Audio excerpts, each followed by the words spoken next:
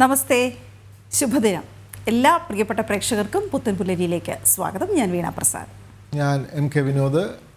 വീണ, നമുക്ക് കഴിഞ്ഞ ദിവസങ്ങളിലൊക്കെ ഏറ്റവും കൂടുതൽ നമ്മൾ റിപ്പോർട്ട് ചെയ്ത വാഹന അപകടങ്ങളാണ്. നമുക്ക് ആലപ്പുഴയിലെ മെഡിക്കൽ വിദ്യാർത്ഥികൾ 6 മെഡിക്കൽ വിദ്യാർത്ഥികൾ മരിച്ച ശേഷം ആ സങ്കടം മാറും മുമ്പാണ്. അത് മെഡിക്കൽ വിദ്യാർത്ഥികളാണെങ്കിൽ 4 പെൺകുട്ടികൾ 8ാം ക്ലാസ് വിദ്യാർത്ഥികൾ പാലക്കാട് മരിക്കുന്നു. അതിനെ തുടർന്ന് നിരന്തരം അല്ലെങ്കിൽ എല്ലാ ജില്ലകളിൽ നിന്നും വാഹനാപകടങ്ങൾ തുടർച്ചയായി റിപ്പോർട്ട് ചെയ്യുകയാണ്. ഒരുപക്ഷെ വാഹനാപകടങ്ങൾ തുടർച്ചയായി നടക്കുന്നു, അത് റിപ്പോർട്ട് ചെയ്യുന്നത് കുറവാണോ എന്ന് പലപ്പോഴും ഈ വിവരാവകാശ പ്രകാരമൊക്കെ അല്ലെങ്കിൽ സഭയിൽ ചോദ്യങ്ങൾ ഉന്നയിക്കപ്പെടുമ്പോഴൊക്കെയാണ് ഈ അപകടങ്ങളുടെ കണക്കുകൾ വരുന്നത്.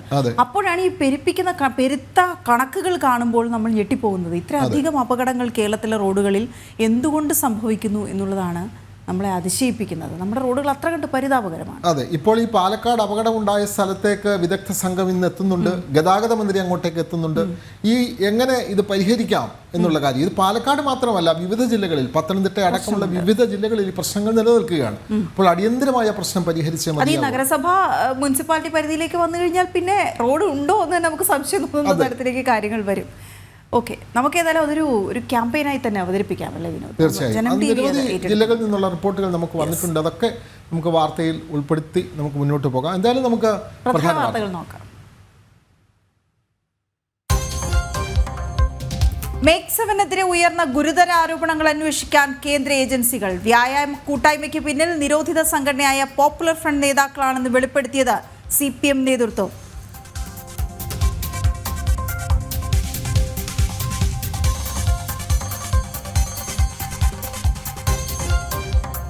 പാലക്കാട് 4 കുട്ടികൾ മരിച്ച സ്ഥലം ഇന്ന് വിദഗ്ധ സംഘം പരിശോധിക്കും. അപകടങ്ങൾ ഉണ്ടാവാതിരിക്കാനുള്ള നടപടികൾ സ്വീകരിക്കും. ഗതാഗത മന്ത്രി KB ഗണേഷ് കുമാറും അപകട സ്ഥലത്തേക്ക്.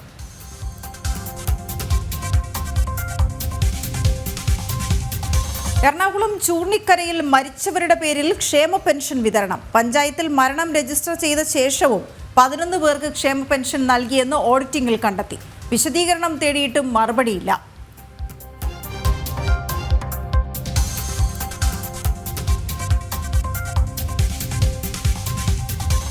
കൊല്ലം ജില്ലാ സമ്മേളനത്തിലെ മുഖ്യമന്ത്രിക്കും സംസ്ഥാന സെക്രട്ടറിക്കുമെതിരായ വിമർശനങ്ങളിൽ ആശങ്കയോടെ CPM സംസ്ഥാന നേതൃത്വം. മറ്റ് ജില്ലാ സമ്മേളനങ്ങളിലും വിമർശനങ്ങൾ ആവർത്തിക്കുമോ എന്ന് പാർട്ടിക്ക് ആശങ്ക.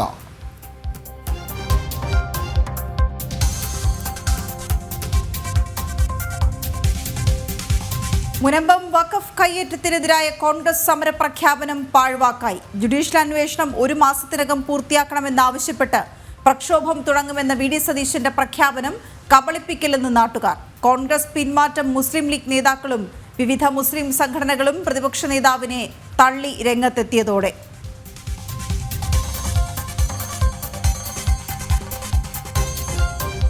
29ാമത് അന്താരാഷ്ട്ര ചലച്ചിത്രമേളയ്ക്ക് തലസ്ഥാനത്ത് തുടക്കം.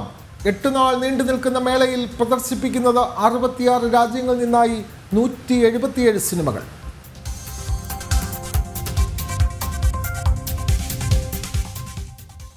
രണ്ട് കാര്യങ്ങൾ പറയാൻ വിട്ടുപോയി.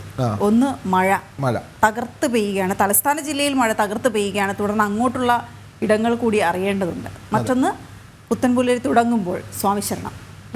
എല്ലാ ദിവസവും അങ്ങനെയാണ് തുടങ്ങുന്നത്. ശരണമെൻ്റയ്യപ്പ. ശരണമെൻ്റയ്യപ്പ പവർഡ് ബൈ അഴകുള്ള മുടിക്ക് വേണം total care from AVA Kottakkal Ayurveda. ശരിയായ ആയുർവേദം, ശരിയായ ഫലപ്രാപ്തി. പവർഡ് ബൈ ഇനി എന്നും നിങ്ങളുടെ പ്രഭാത ഭക്ഷണം BKD സ്റ്റീം പുട്ടുപൊടി, rich and soft. Bharat Lajna multi state housing cooperative society limited, Kerala, Tamil Nadu and Pondicherry. Meralda gold, diamond, gems. ആതുര സേവന രംഗത്ത് സമർപ്പിത സേവനത്തിന്റെ 50 വർഷങ്ങൾ. ഭാരത് ഹോസ് in association with Makarajyothi group of companies, Pune, Maharashtra. ഇനി നമ്മുടെ വീട്ടിൽ ഉദയഭാരത് കലണ്ടർ തന്നെ.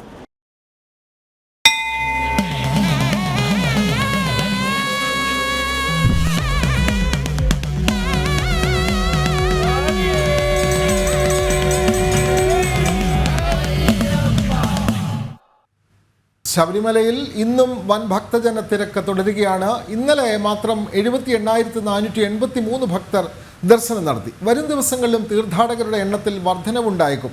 സന്നിധാനത്തും പരിസരത്തും നേരിയ മഴ അനുഭവപ്പെടുന്നുണ്ട്. വിവരങ്ങളുമായി എം മനോജ് ചേരുന്നു. മനോജ്, സ്വാമി ശരണം, സന്നിധാനത്തും മഴ തുടരുന്നു എന്നാണല്ലോ റിപ്പോർട്ട്. അതൊന്നും അയ്യപ്പന്മാർക്കൊരു തടസ്സമാവുന്നില്ല. അയ്യനെ കാണാൻ എല്ലാ കഷ്ടതകളും സഹിച്ച് അവർ സന്നിധാനത്തേക്ക് വന്നുകൊണ്ടേയിരിക്കുന്നു. ഇന്നലെ തന്നെ 78,000-ന് മുകളിലായിരുന്നു അയ്യപ്പ ഭക്തരുടെ എണ്ണം. ഇന്നും അങ്ങനെ തന്നെ തുടരും എന്നുള്ള റിപ്പോർട്ടല്ലേ പുറത്തു വരുന്നത്? മനോജ്.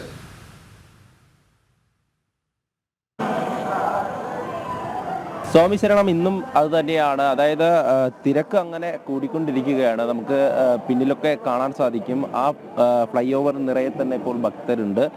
സോപാനത്തിലേക്ക് ഇറങ്ങി വരുന്ന ഭക്തരെ കാണാം. എന്തായാലും നേരിയ തോതിലാണ് ഇപ്പോൾ രാവിലെ മഴ അനുഭവപ്പെടുന്നത്. കഴിഞ്ഞ ദിവസമൊക്കെ തുടരെ മഴയുണ്ടായിരുന്നു. എന്തായാലും ഓരോരുത്തരും അങ്ങനെ അയ്യനെ കാണുവാൻ വേണ്ടി അങ്ങനെ കാത്തു നിൽക്കുകയാണ്. കഴിഞ്ഞ ദിവസം തൃക്കാർത്തിക നാളായിരുന്നു. അന്ന് തന്നെ വലിയൊരു തിരക്ക് അനുഭവപ്പെട്ടു. വൈകിട്ടൊക്കെ തന്നെ ഇവിടെ ഏറെ നേരം കാത്തു നിന്ന് തന്നെയാണ് ഭക്തർ അയ്യപ്പനെ കണ്ടത്. വൈകിട്ട് മഴയും മാറി നിന്നു എന്നുള്ളതാണ്. എന്തായാലും ഇപ്പോഴും നിരവധി ഭക്തർ അങ്ങനെ എത്തിക്കൊണ്ടിരിക്കുകയാണ്. ഈ ഒരു മണ്ഡലകാലം മുഴുവനും ഇതുതന്നെയാണ്. ഇത്തരത്തിൽ തിരക്ക് കൂടിക്കൊണ്ടേയിരിക്കുന്നു. ശബരീശ സന്നിധിയിലേക്ക് ഭക്തജനങ്ങൾ അങ്ങനെ വന്നുകൊണ്ടേയിരിക്കുന്നു.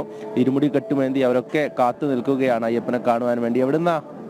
ഒന്നുമില്ല, പ്രത്യേകിച്ചൊന്നുമില്ല, സുഖം. എവിടുന്നാ വരുന്നേ? കുണ്ടോട്ടി. യാത്ര എങ്ങനെ ഉണ്ടായിരുന്നു? കുഴപ്പമില്ല.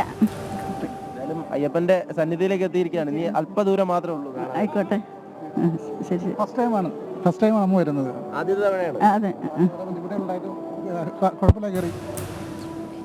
തീർച്ചയായും അവരൊക്കെ അങ്ങനെ കാത്തു നിൽക്കുകയാണ്.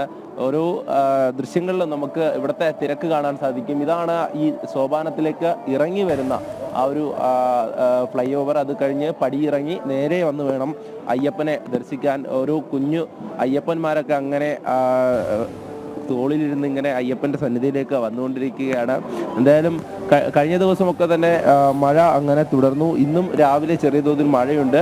എന്തായാലും എത്തുന്ന ഭക്തജനങ്ങൾക്ക് കൃത്യമായിട്ടുള്ള നിർദ്ദേശവും കൊടുത്തിട്ടുണ്ട്. അതായത് കാനനപാത വഴി എത്തുന്നവരുണ്ട്. അതോടൊപ്പം തന്നെ ഈ വരുന്ന വഴിയിൽ കുളിക്കാനൊക്കെ ഇറങ്ങുന്നവരുണ്ട്. അവർക്കൊക്കെ കൃത്യമായിട്ടുള്ള നിർദ്ദേശം നൽകണമെന്നുള്ള കാര്യം തന്നെയാണ് ഇവിടെ അധികൃതരൊക്കെ പറഞ്ഞിട്ടുള്ളത്. എന്തായാലും ഈ ഒരു ദൃശ്യം നമുക്ക് കാണാൻ സാധിക്കും. ശ്രീകോവിലിന് മുന്നിലുള്ള തിരക്കാണ്. ഓരോരുത്തരും അങ്ങനെ പതിയെ അയ്യപ്പൻ്റെ മുന്നിലേക്ക് എത്തുകയാണ്. ആ ദൃശ്യങ്ങൾ തന്നെയാണ്. വ്രതം നോറ്റ് അവർ ചരണം മന്ത്ര ധ്വനികളോടുകൂടി ഇങ്ങോട്ടേക്ക് എത്തുകയാണ്. ഓരോ മണ്ഡലകാലവും ഇത് തന്നെയാണ്. ഭക്തിസാന്ദ്രമായി അങ്ങനെ സന്നിധാനം തുടർന്നുകൊണ്ടേയിരിക്കുകയാണ്. ഓരോരുത്തരും അയ്യപ്പൻ്റെ സന്നിധിയിലേക്ക് എത്തുമ്പോൾ അവരുടെ മനസ്സിൽ ഒരൊറ്റ വികാരം മാത്രം, അയ്യപ്പൻ എന്നുള്ള ഒരൊറ്റ വികാരം. മനസ്സും ശരീരവും ഒക്കെ തന്നെ ആ ഒരു സന്നിധിയിലേക്ക് എത്തുമ്പോൾ ഈ ഒരു മഞ്ഞും മഴയും ആ ഒരു പ്രത്യേക കാലാവസ്ഥയിലേക്ക് ഇങ്ങോട്ട് എത്തുകയാണ് ഓരോരുത്തരും. എന്തായാലും മലയാളികളായിട്ടുള്ള ഭക്തജനങ്ങൾ കൂടുതലായി എത്തുന്നുണ്ട്. ആദ്യ ദിനങ്ങളിൽ, അതായത് ഈ നട തുറന്ന ആദ്യ ദിനങ്ങളിൽ കൂടുതലും വിവിധ സംസ്ഥാനങ്ങളിൽ നിന്നുള്ള ഭക്തജനങ്ങളായിരുന്നു. അതിന് പിന്നാലെ മലയാളികളായിട്ട് നിരവധി ഭക്തരും എത്തി. എന്തായാലും ഇന്ന് ഈ ഒരു ശബരിമലയുടെ പ്രാധാന്യം, ശബരിമലയുടെ ആ ഒരു പവിത്രമായിട്ടുള്ള ഈ മലയിലേക്ക് വരണമെന്ന് എല്ലാ അയ്യപ്പ വിശ്വാസികളും ആഗ്രഹിക്കുന്ന അയ്യപ്പ ഭക്തരും അങ്ങനെ എത്തിക്കൊണ്ടിരിക്കുന്ന ഈ ഒരു മണ്ഡലകാലം അത് തന്നെയാണ്. ഓരോ തവണയും നമുക്ക് അനുഭവപ്പെടുന്ന തിരക്ക് അത് കഴിഞ്ഞ തവണത്തേക്കാൾ ഇത്തവണ തിരക്ക് കൂടി എന്നുള്ളതാണ്. എന്തായാലും ഇനിയും അത് തന്നെയാണ്. ഓരോ ദിനം കഴിയും തോറും തിരക്ക് അങ്ങനെ വർദ്ധിച്ചു കൊണ്ടേയിരിക്കും. അയ്യപ്പ വിശ്വാസികൾ, അയ്യപ്പ ഭക്തർ എല്ലാവരും ഇങ്ങോട്ട് എത്തുവാൻ വേണ്ടിയിട്ടുള്ള കാത്തിരിപ്പിൽ തന്നെയാണ് ഇനിയും. കാരണം ഓൺലൈൻ ബുക്കിംഗ് ആണ്. അതുകൊണ്ട് തന്നെ സ്പോട്ട് ബുക്കിംഗ് ഉണ്ടോ എന്നുള്ള ഒരു ആശങ്കയൊക്കെ ഭക്തജനങ്ങൾക്ക് ഉണ്ടായിരുന്നു. അവരൊക്കെ തന്നെ പലരും വിളിക്കുന്നുണ്ട്, ഇവിടെ എത്തിക്കഴിഞ്ഞാൽ വരാൻ സാധിക്കുമോ എന്നുള്ള കാര്യമൊക്കെ.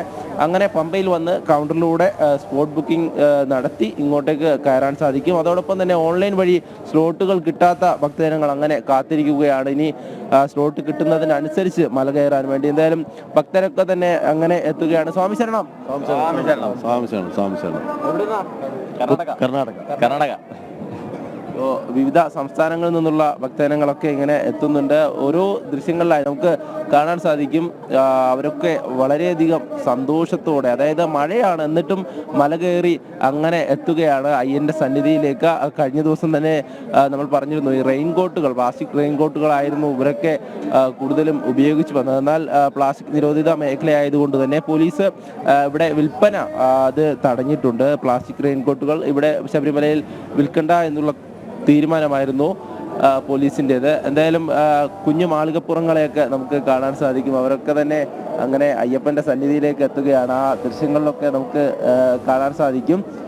കുട്ടികളെല്ലാവരും വരിവരിയായി ആ സോപാനത്തിനരികേക്ക് പോകുകയാണ്. അതോടൊപ്പം തന്നെ ഈ മാളികപ്പുറങ്ങളായിട്ടുള്ള ഇപ്പോൾ നമ്മളോട് സംസാരിച്ച ആൾ തന്നെ അവർക്കൊക്കെ തന്നെ വലിയ സന്തോഷം തന്നെയാണ് ഇവിടേക്ക്, അതായത് ഈ സന്നിധിയിലേക്ക് എത്തുന്ന ആ ഒരു നിമിഷം അത് തന്നെയാണ് ഏവർക്കും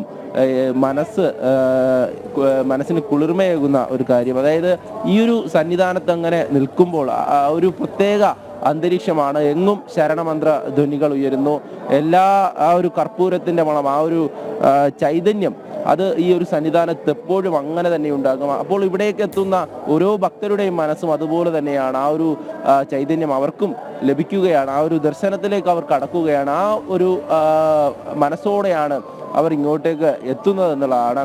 എന്തായാലും നമുക്ക് ദൃശ്യങ്ങളിലൊക്കെ കാണാൻ സാധിക്കും കുഞ്ഞ് മാളികപ്പുറങ്ങളൊക്കെ അങ്ങനെ കൊണ്ടുവരികയാണ്. അവരൊക്കെ ഇങ്ങനെ അയ്യൻ്റെ സന്നിധിയിലേക്ക് എത്തുന്ന ആ ഒരു നിമിഷമാണ്. ದಾವಣಗೆರೆ ಸ್ವಾಮಿ, ಕರ್ನಾಟಕ ದಾವಣಗೆರೆ. അപ്പോൾ എല്ലാവരും അങ്ങനെ തന്നെ ഓരോരുത്തരായി ആ പടിയിറങ്ങി വരികയാണ്. ഇനിയും ഒട്ടനവധി ഭക്തർ അങ്ങനെ കാത്തു നിൽക്കുന്നു ആ പടിയിറങ്ങി അയ്യൻ്റെ സന്നിധിയിലേക്ക് എത്താൻ വേണ്ടി. ഇനി ഓരോ ദിവസങ്ങളിലും ഇത് തന്നെയാണ് ഇവിടെ അനുഭവപ്പെടുന്നത്. അതായത് ഈ രാവിലെയുള്ള ദർശന സമയം, അത് രാവിലെ പുലർച്ചെ 3 മണിയോടുകൂടി നട തുറക്കും. പിന്നീട് ഇങ്ങോട്ടേക്ക് ഭക്തജനങ്ങൾ അവരെ ഇങ്ങോട്ടേക്ക് കയറ്റി വിടുമ്പോൾ വലിയൊരു തിരക്ക് നമുക്ക് രാവിലെ അനുഭവപ്പെടുന്നു. പിന്നീട് വീണ്ടും വൈകിട്ട് ദീപാരാധന സമയത്ത് വലിയ തിരക്ക് വീണ്ടും അനുഭവപ്പെടുന്നു. ഇതിൽ ഇവിടെ എത്തി നിൽക്കുന്ന, അതായത് കഴിഞ്ഞ ദിവസം ഹരിവരാസനം കഴിഞ്ഞ ശേഷം ഇവിടേക്ക് എത്തുന്ന ഭക്തജനങ്ങളുണ്ട്. അവർ അങ്ങനെ രാവിലെ വരെ കാത്തു നിൽക്കും അയ്യപ്പനെ കാണുവാൻ വേണ്ടി. അതിനുശേഷം വീണ്ടും രാവിലെയോടുകൂടി ഈ ഒരു സന്നിധാനത്തേക്ക് ഇങ്ങനെ കടന്നു വരികയാണ്.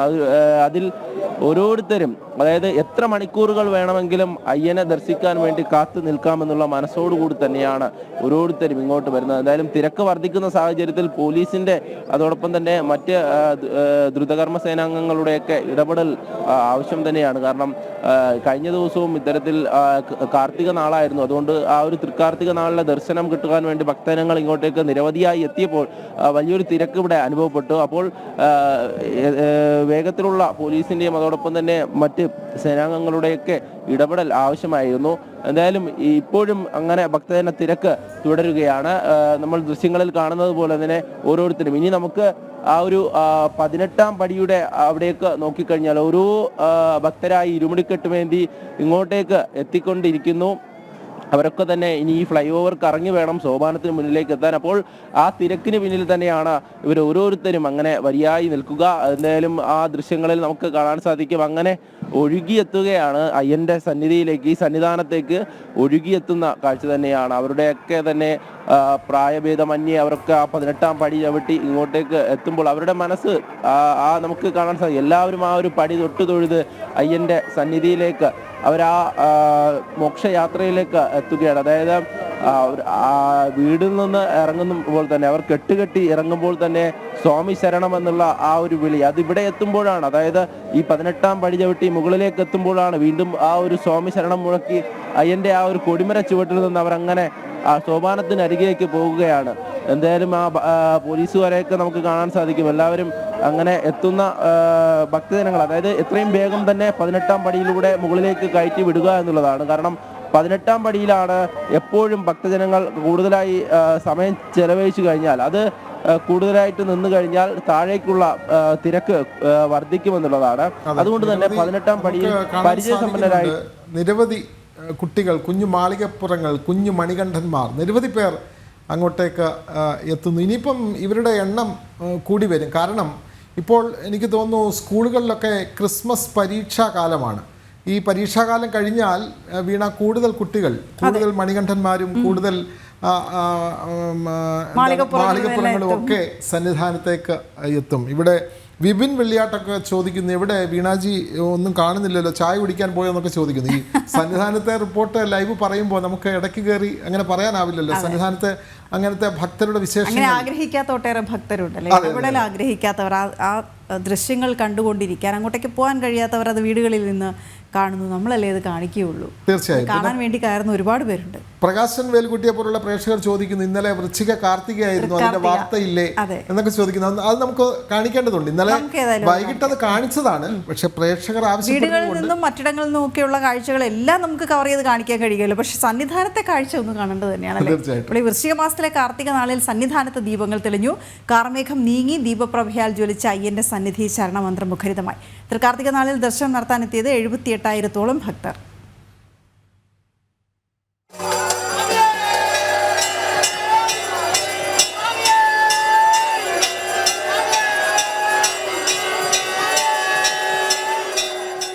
ശ്രീകോവിലിൽ അയ്യന് ദീപാരാധന. തോരാതെ പെയ്ത മഴ മാഞ്ഞപ്പോൾ മുറ്റത്ത് ദീപങ്ങൾ ഓരോന്നായി തെളിഞ്ഞു.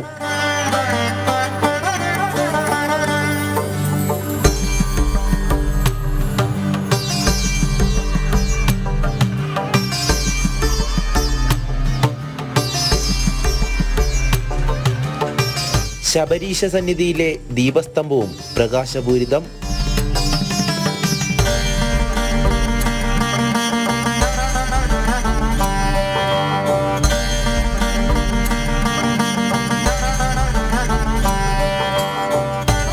തൃക്കാർത്തിക പ്രഭയിൽ ശരണം വിളികളോടെ ഭക്തജനങ്ങൾ. ഐശ്വര്യദീപങ്ങൾ പ്രഭ ചൊരിഞ്ഞു.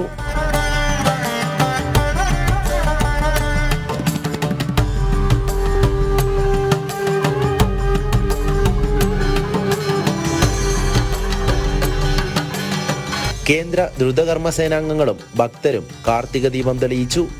മാളികപ്പുറത്തും പമ്പയിലും ഇടത്താവളങ്ങളിലും ഭക്തർ ദീപങ്ങൾ തെളിയിച്ചു.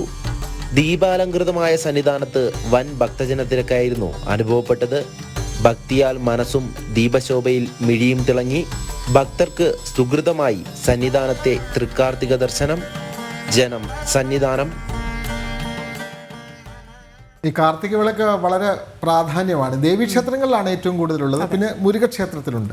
ഇപ്പോൾ മണ്ഡലകാലം ആകുമ്പോൾ സന്നിധാനത്ത് സ്ഥിരം വൃശ്ചിക കാർത്തിക വലിയ ആഘോഷം തന്നെയാണ്. നമ്മൾ നേരത്തെ പറഞ്ഞു വന്നത് കുഞ്ഞു മാളികപ്പുറങ്ങളുടെയും കുഞ്ഞു മണികണ്ഠന്മാരുടെയും വിശേഷമാണ്. അത്തരമൊരു വാർത്തയിലേക്ക് തന്നെ നമുക്ക് പോകാം. സന്നിധാനത്ത് മനം നിറയുന്ന കാഴ്ചകളിലൊന്നാണ് കുട്ടി മണികണ്ഠന്മാരുടെയും കുഞ്ഞു മാളികപ്പുറങ്ങളുടെയും ചോറൂണ്.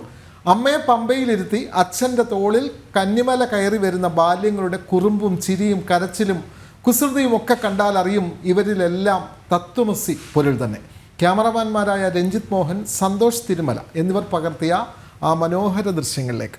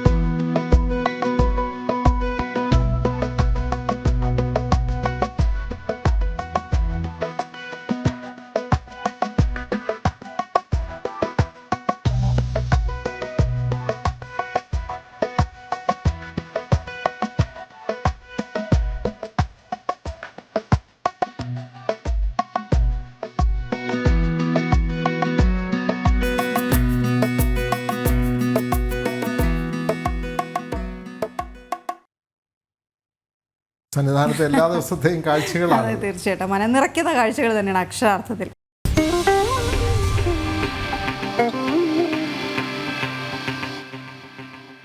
പിന്നെ നമ്മുടെ ഈ പ്രേക്ഷകരൊക്കെ ഇന്നലെയൊക്കെ നമ്മൾ തകർത്ത് കൊടുത്ത വാർത്തകളൊക്കെ ഇന്ന് വീണ്ടും പറയുന്നുണ്ട്. പാർലമെന്റിൽ പ്രിയങ്ക ഇന്നലെ നടത്തിയ പ്രസംഗം, അതായത് ഹിമാചൽ പ്രദേശിൽ കോൺഗ്രസ് ആണ് ഭരിക്കുന്നത്, എന്നിട്ട് പോലും പ്രിയങ്ക ആദ്യം നടത്തിയ പ്രസംഗം ഹിമാചൽ പ്രദേശ് സർക്കാരിനെതിരെയായിരുന്നു. അതൊക്കെ നമ്മൾ ഇന്നലെ വലിയ വാർത്തയായി കൊടുത്തിരുന്നു. നമുക്ക് വീണ്ടും അത് കൊടുക്കാൻ കഴിയാതെ വരുന്നത് മറ്റു പല വാർത്തകൾ ഉള്ളത് കൊണ്ടാണ്.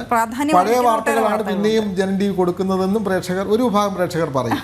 അതുകൊണ്ട് കൊടുത്ത വാർത്ത വീണ്ടും കൊടുക്കാൻ നിവൃത്തിയില്ല. അതുകൊണ്ടാണ് അത് നമ്മളെ തുടർച്ചയായി കാണുന്നതുകൊണ്ട് തോന്നുകയാണ്. നമ്മൾ ഓരോ മണിക്കൂറിലും നമ്മോടൊപ്പം ചേരുന്ന പുതിയ പ്രേക്ഷകരുണ്ടാകും.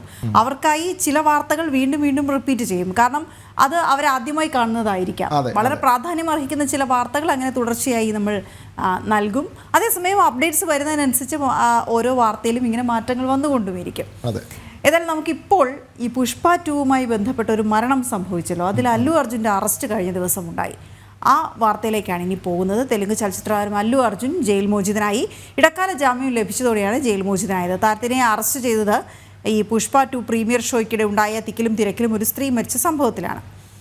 ഐസൺ ജോസ് ചേരുന്നുണ്ട് വിവരങ്ങളുമായി. ഐസൺ, ഇടക്കാല ജാമ്യമാണ് അനുവദിച്ചിരിക്കുന്നത്. ഈ ജാമ്യം എന്തൊക്കെ ഉപാധികളിന്മേലാണ്? തീർച്ചയായും വീണ, ഇടക്കാല ജാമ്യം അനുവദിച്ചിരിക്കുന്നു എന്നതാണ്. ഇന്നലെയാണ് ഇടക്കാല ജാമ്യം അനുവദിച്ചത്. പക്ഷേ ഇന്നലെ രാത്രി വൈകി നടപടിക്രമങ്ങൾ പൂർത്തിയാകാത്തതിന്റെ ഒരു സാഹചര്യമുള്ളത് കൊണ്ട് തന്നെ ഇടക്കാല ജാമ്യം അനുവദിച്ചതിന് ശേഷം ഉടൻ തന്നെ അല്ലു അർജുന്റെ മോചനം സാധ്യമാവുകയും ചെയ്തില്ല. ഇന്ന് രാവിലെയാണ്, അല്പസമയം മുമ്പാണ്, ഏതാണ്ട് ഒരു അരമണിക്കൂർ മുമ്പാണ് അല്ലു അർജുന്റെ മോചനം സാധ്യമായത്. അല്ലു അർജുൻ ജയിൽ മോചിതനായത് എന്ന വിവരമാണ് ഏറ്റവും പുതിയതായി ഇക്കാര്യത്തിൽ നൽകാനുള്ളത്. നേരത്തെ നമുക്കറിയാവുന്നതാണ്, ഇടക്കാല ജാമ്യത്തിൽ ചില സംശയങ്ങൾ ഉന്നയിച്ചിരുന്നു ഹൈക്കോടതി എന്നതാണ് ഏറെ ഗൗരവം അർഹിക്കുന്ന ഒരു വിഷയം. ഇടക്കാല ജാമ്യം നൽകുന്നതിന് മുമ്പ് വാദം കേൾക്കുന്നതിനിടെ ഹൈക്കോടതി ചോദിച്ചത് ഈ മനഃപൂർവ്വമല്ലാത്ത നരഹത്യാ കുറ്റം അല്ലു അർജുനെതിരെ നിലനിൽക്കുമെന്ന കാര്യത്തിൽ സംശയമുണ്ട് എന്ന് കൃത്യമായി നിരീക്ഷിച്ചുകൊണ്ടായിരുന്നു. ഇതിൽ കുറ്റകൃത്യത്തിൽ ഉൾപ്പെട്ടത് അല്ലു അർജുൻ മാത്രമാണോ, അത്തരത്തിലുള്ള നിരവധി ചോദ്യങ്ങൾ ചോദിക്കുകയും ചെയ്തിരുന്നു. ഈ ഒരു പശ്ചാത്തലത്തിൽ കൂടിയാണ് ചില സാഹചര്യങ്ങളെല്ലാം തന്നെ പ്രതികൂലമായി ഈ പ്രോസിക്യൂഷന്റെ ഭാഗത്ത് ഉണ്ടായിരിക്കുന്നത് എന്നത് മനസ്സിലാക്കിക്കൊണ്ട് തന്നെയാണ് ഹൈക്കോടതിയുടെ ഭാഗത്തുനിന്ന് ഈ നടപടി ഉണ്ടായത്. ഇന്നലെ രാവിലെ അല്ലു അർജുനെ വീട്ടിലെത്തി അറസ്റ്റ് ചെയ്തതിന് ശേഷം റിമാൻഡ് ചെയ്യുകയായിരുന്നു കോടതി. റിമാൻഡ് ചെയ്തതിന് ശേഷമാണ് നടപടികൾ പൂർത്തിയായിക്കൊണ്ടിരിക്കുന്ന വേളയിൽ തന്നെയാണ് നേരത്തെ അല്ലു അർജുൻ അറസ്റ്റ് തടയണമെന്നാവശ്യപ്പെട്ട് നൽകിയ ഹർജി ഹൈക്കോടതി പരിഗണിക്കുകയും ചെയ്തത്.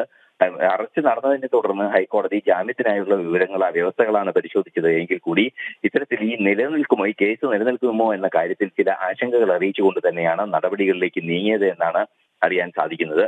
അതുകൊണ്ട് തന്നെ ഇന്ന് രാവിലെ അദ്ദേഹം മോചിതനാവുകയും ചെയ്തു. നമുക്കറിയാവുന്നതാണ്, ഡിസംബർ 4-നാണ് ഈ കേസിനാസ്പദമായ സംഭവം ഉണ്ടാകുന്നത്. പുഷ്പ 2വിന്റെ പ്രീ റിലീസുമായി ബന്ധപ്പെട്ട് നടന്ന ഒരു ഷോയ്ക്ക് എത്തിയ ജനങ്ങൾ തിക്കും തിരക്കിലും പെട്ട് ഒരു 39-കാരി കൊല്ലപ്പെടുകയായിരുന്നു. ഈ മരണത്തിന് കാരണം അല്ലു അർജുന്റെ ബൗൺസർമാരുണ്ടാക്കിയ തിക്കും തിരക്കുമാണ് എന്നാണ് പോലീസ് റിപ്പോർട്ട്. എന്നാൽ ഈ സാഹചര്യങ്ങളിലെല്ലാം തന്നെ അല്ലു അർജുനെതിരായ ആരോപണങ്ങൾ കൃത്യമായി നിലനിൽക്കുമോ എന്നത് സംബന്ധിച്ചുള്ള സംശയങ്ങളും ഹൈക്കോടതി ഉന്നയിക്കുന്നുണ്ട്. എന്തു തന്നെയായാലും ഇന്ന് രാവിലെ അദ്ദേഹം ജയിൽ മോചിതനായി എന്ന വിവരമാണ് ജയിൽ മോചിതനായി. അല്ലു ആരാധകർക്ക് ഒരു ആശ്വാസമാണ് അല്ലേ? പക്ഷെ ആ സിനിമ കാണാൻ പോകുമ്പോൾ ഇങ്ങനെ തിക്കിലും തിരക്കിലും പെട്ട ഒരു സ്ത്രീ മരിക്കുന്ന സംഭവം അത് നമുക്ക് സഹിക്കാനും കഴിയില്ല. മറ്റൊരു വാർത്തയിലേക്ക് പോകാം. ഭാരതത്തിന്റെ ബഹിരാകാശ ദൗത്യമായ ഗഗൻയാൻ വിക്ഷേപിക്കാനുള്ള റോക്കറ്റിന്റെ ഭാഗങ്ങൾ ശ്രീഹരിക്കോട്ടയിൽ എത്തിച്ചതായി ISRO chairman doctor S Somanath വ്യക്തമാക്കി. 2 മാസത്തിനുള്ളിൽ റോക്കറ്റിന്റെ കൂട്ടിയോജിപ്പിക്കലുകൾ പൂർത്തിയാകും. ആളില്ലാ ദൗത്യമായതുകൊണ്ട് തന്നെ സോഫ്റ്റ്വെയറുകൾ അപ്ഗ്രേഡ് ചെയ്യുന്നതിലും കമ്പ്യൂട്ടർ സെൻസറുകൾ സ്ഥാപിക്കുന്നതിലും സങ്കീർണതകളുണ്ട്. മിഷൻ സമയബന്ധിതമായി പൂർത്തിയാക്കാൻ കഴിയും എന്നും ISRO ചെയർമാൻ വ്യക്തമാക്കിയ റിപ്പോർട്ട് കാണാം. അൺമാൻഡ് ആയിട്ടുള്ള, അതായത് അൺക്രൂഡ് ആയിട്ടുള്ള മിഷനാണ് ഇപ്പോൾ നടക്കാൻ പോകുന്നത്. ഈ മാസം തന്നെ ആ അൺക്രൂഡ് മിഷൻ്റെ അസംബ്ലി കമൻസ് ചെയ്യണം. അതായത് നമ്മൾ ലോഞ്ച് ക്യാമ്പയിൻ തുടങ്ങുകയാണ് ഈ മാസം. അതിനുശേഷം റോക്കറ്റിൻ്റെ അസംബ്ലി ഇപ്പോൾ നടക്കും. റോക്കറ്റിൻ്റെ എല്ലാ ഭാഗങ്ങളും ശ്രീഹരിക്കോട്ടയിൽ എത്തിക്കഴിഞ്ഞു. റോക്കറ്റിന്റെ ഭാഗങ്ങൾ ശ്രീഹരിക്കോട്ടയിൽ എത്തിച്ചിട്ടുണ്ട്. VSSCയിലും ബാംഗ്ലൂരിലുമായിട്ട് നിർമ്മാണങ്ങൾ പുരോഗമിക്കുകയാണ്. 2 മാസത്തിനുള്ളിൽ റോക്കറ്റിന്റെ കൂട്ടിയോജിപ്പിക്കലുകൾ പൂർത്തിയാകും. കഴിഞ്ഞ മാസം ദൗത്യത്തിന്റെ ക്രൂയിസ് എസ്കേപ്പ് സിസ്റ്റം പരീക്ഷണാടിസ്ഥാനത്തിൽ വിജയിച്ചു. ഇനിയുള്ളത് ക്രൂ ലോഞ്ച് ക്യാമ്പയിനാണ്. ഇത് അടുത്ത മാസം തന്നെ ആരംഭിക്കാനാണ് ISRO തീരുമാനം. കമ്പ്യൂട്ടർ സെൻസറുകൾ തുടങ്ങിയവ സ്ഥാപിക്കുന്നതിലും സോഫ്റ്റ്വെയർ അപ്ഗ്രേഡ് ചെയ്യുന്നതിലും സങ്കീർണതകളുണ്ട്. ഇത് പരിഹരിച്ച് മുന്നോട്ട് പോകാനാണ് ലക്ഷ്യം. സമയബന്ധിതമായ പദ്ധതി പൂർത്തിയാക്കാനുള്ള ആത്മവിശ്വാസമുണ്ടെന്നും ISRO ചെയർമാൻ S. സോമനാഥ് പ്രതികരിച്ചു.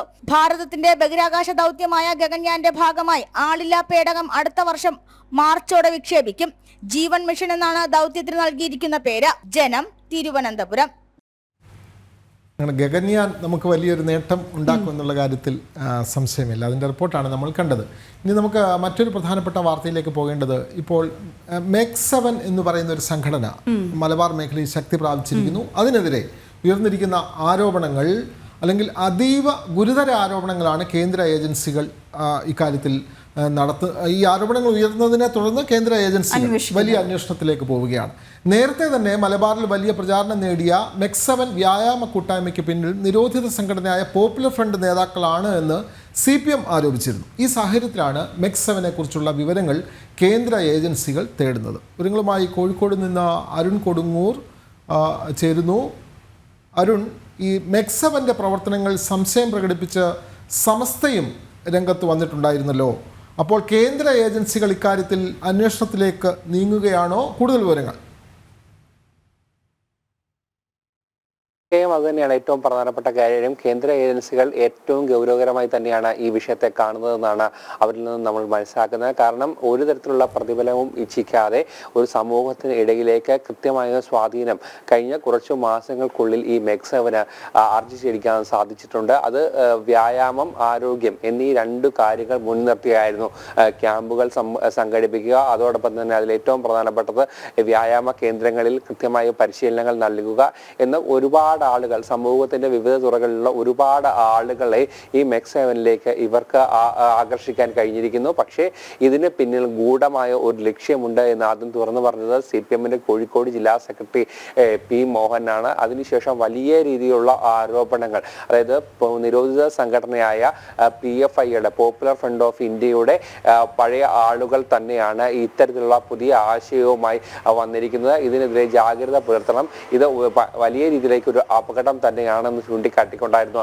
അദ്ദേഹം കഴിഞ്ഞ ദിവസം രംഗത്ത് എത്തിയിരുന്ന ഈ വാർത്ത നമ്മൾ കൊടുത്തിരുന്നത്. അതോടൊപ്പം തന്നെ ഈ സമസ്ത വിഭാഗം, AP സമസ്ത വിഭാഗം കൂടി ഈ വിഷയത്തിൽ നിലപാട് വ്യക്തമാക്കിയിട്ടുണ്ട്.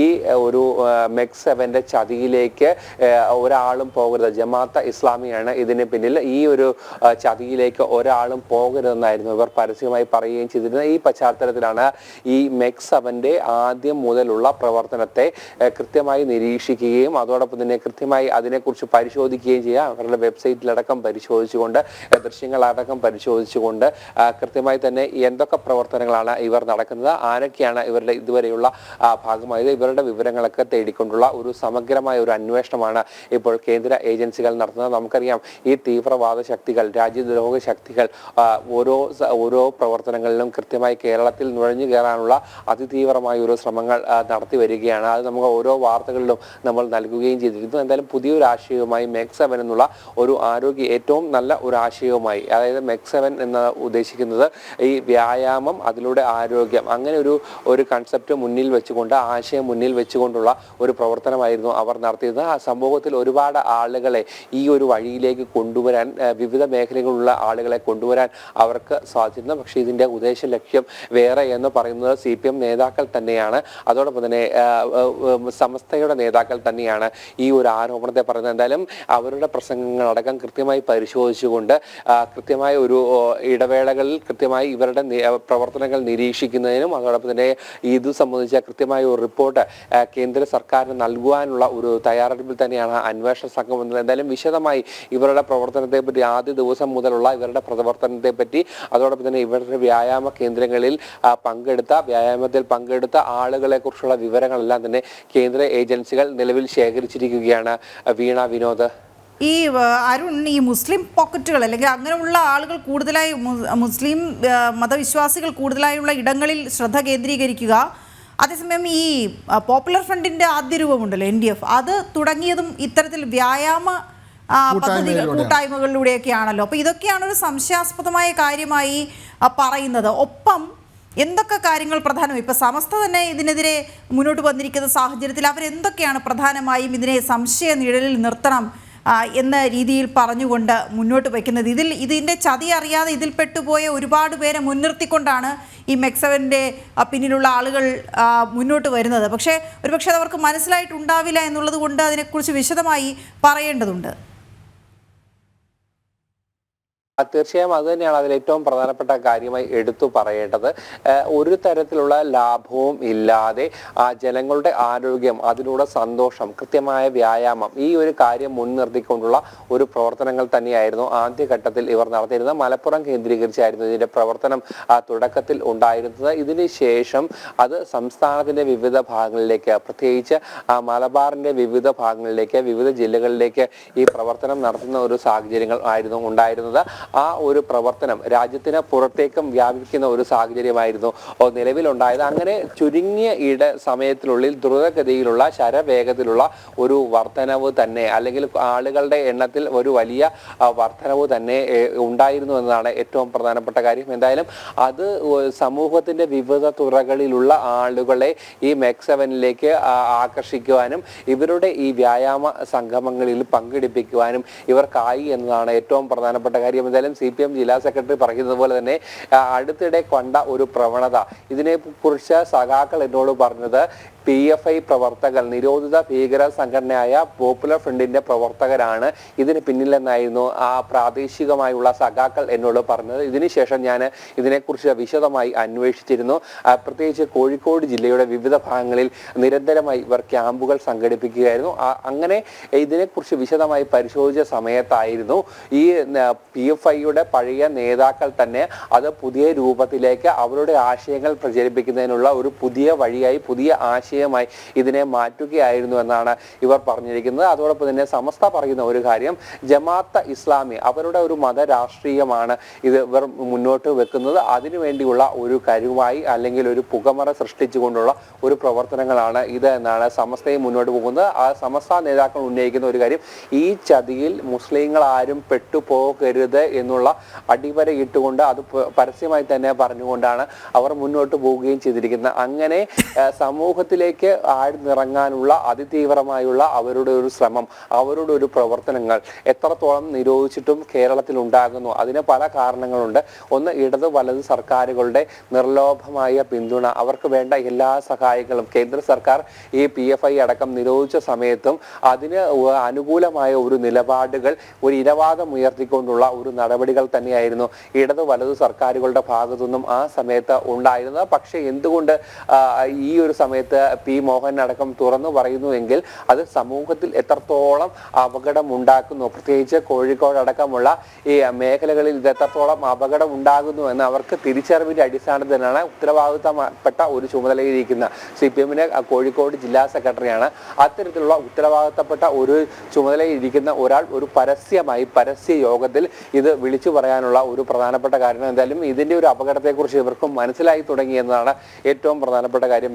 വിനോദ്, അതെ, അങ്ങനെ തന്നെയാണ്. CPMന്റെ കോഴിക്കോട് ജില്ലാ സെക്രട്ടറിയാണ് ഇക്കാര്യം തുറന്നു പറഞ്ഞത്. RK വൈകുണ്ഠം തുടങ്ങിയ പ്രേക്ഷകർ പറയുന്നു, ആഭ്യന്തരമന്ത്രി കൂടിയായ മുഖ്യമന്ത്രി ഇക്കാര്യത്തിൽ മൗനം തുടരുന്നു എന്നുള്ളതാണ്. കേന്ദ്ര ഏജൻസികൾ അന്വേഷിക്കാൻ വരുന്നു, സംസ്ഥാനത്തിനും ഇക്കാര്യത്തിൽ അന്വേഷണം നടത്താവുന്നതാണ്. CPM തന്നെ വ്യക്തമാക്കുന്നു.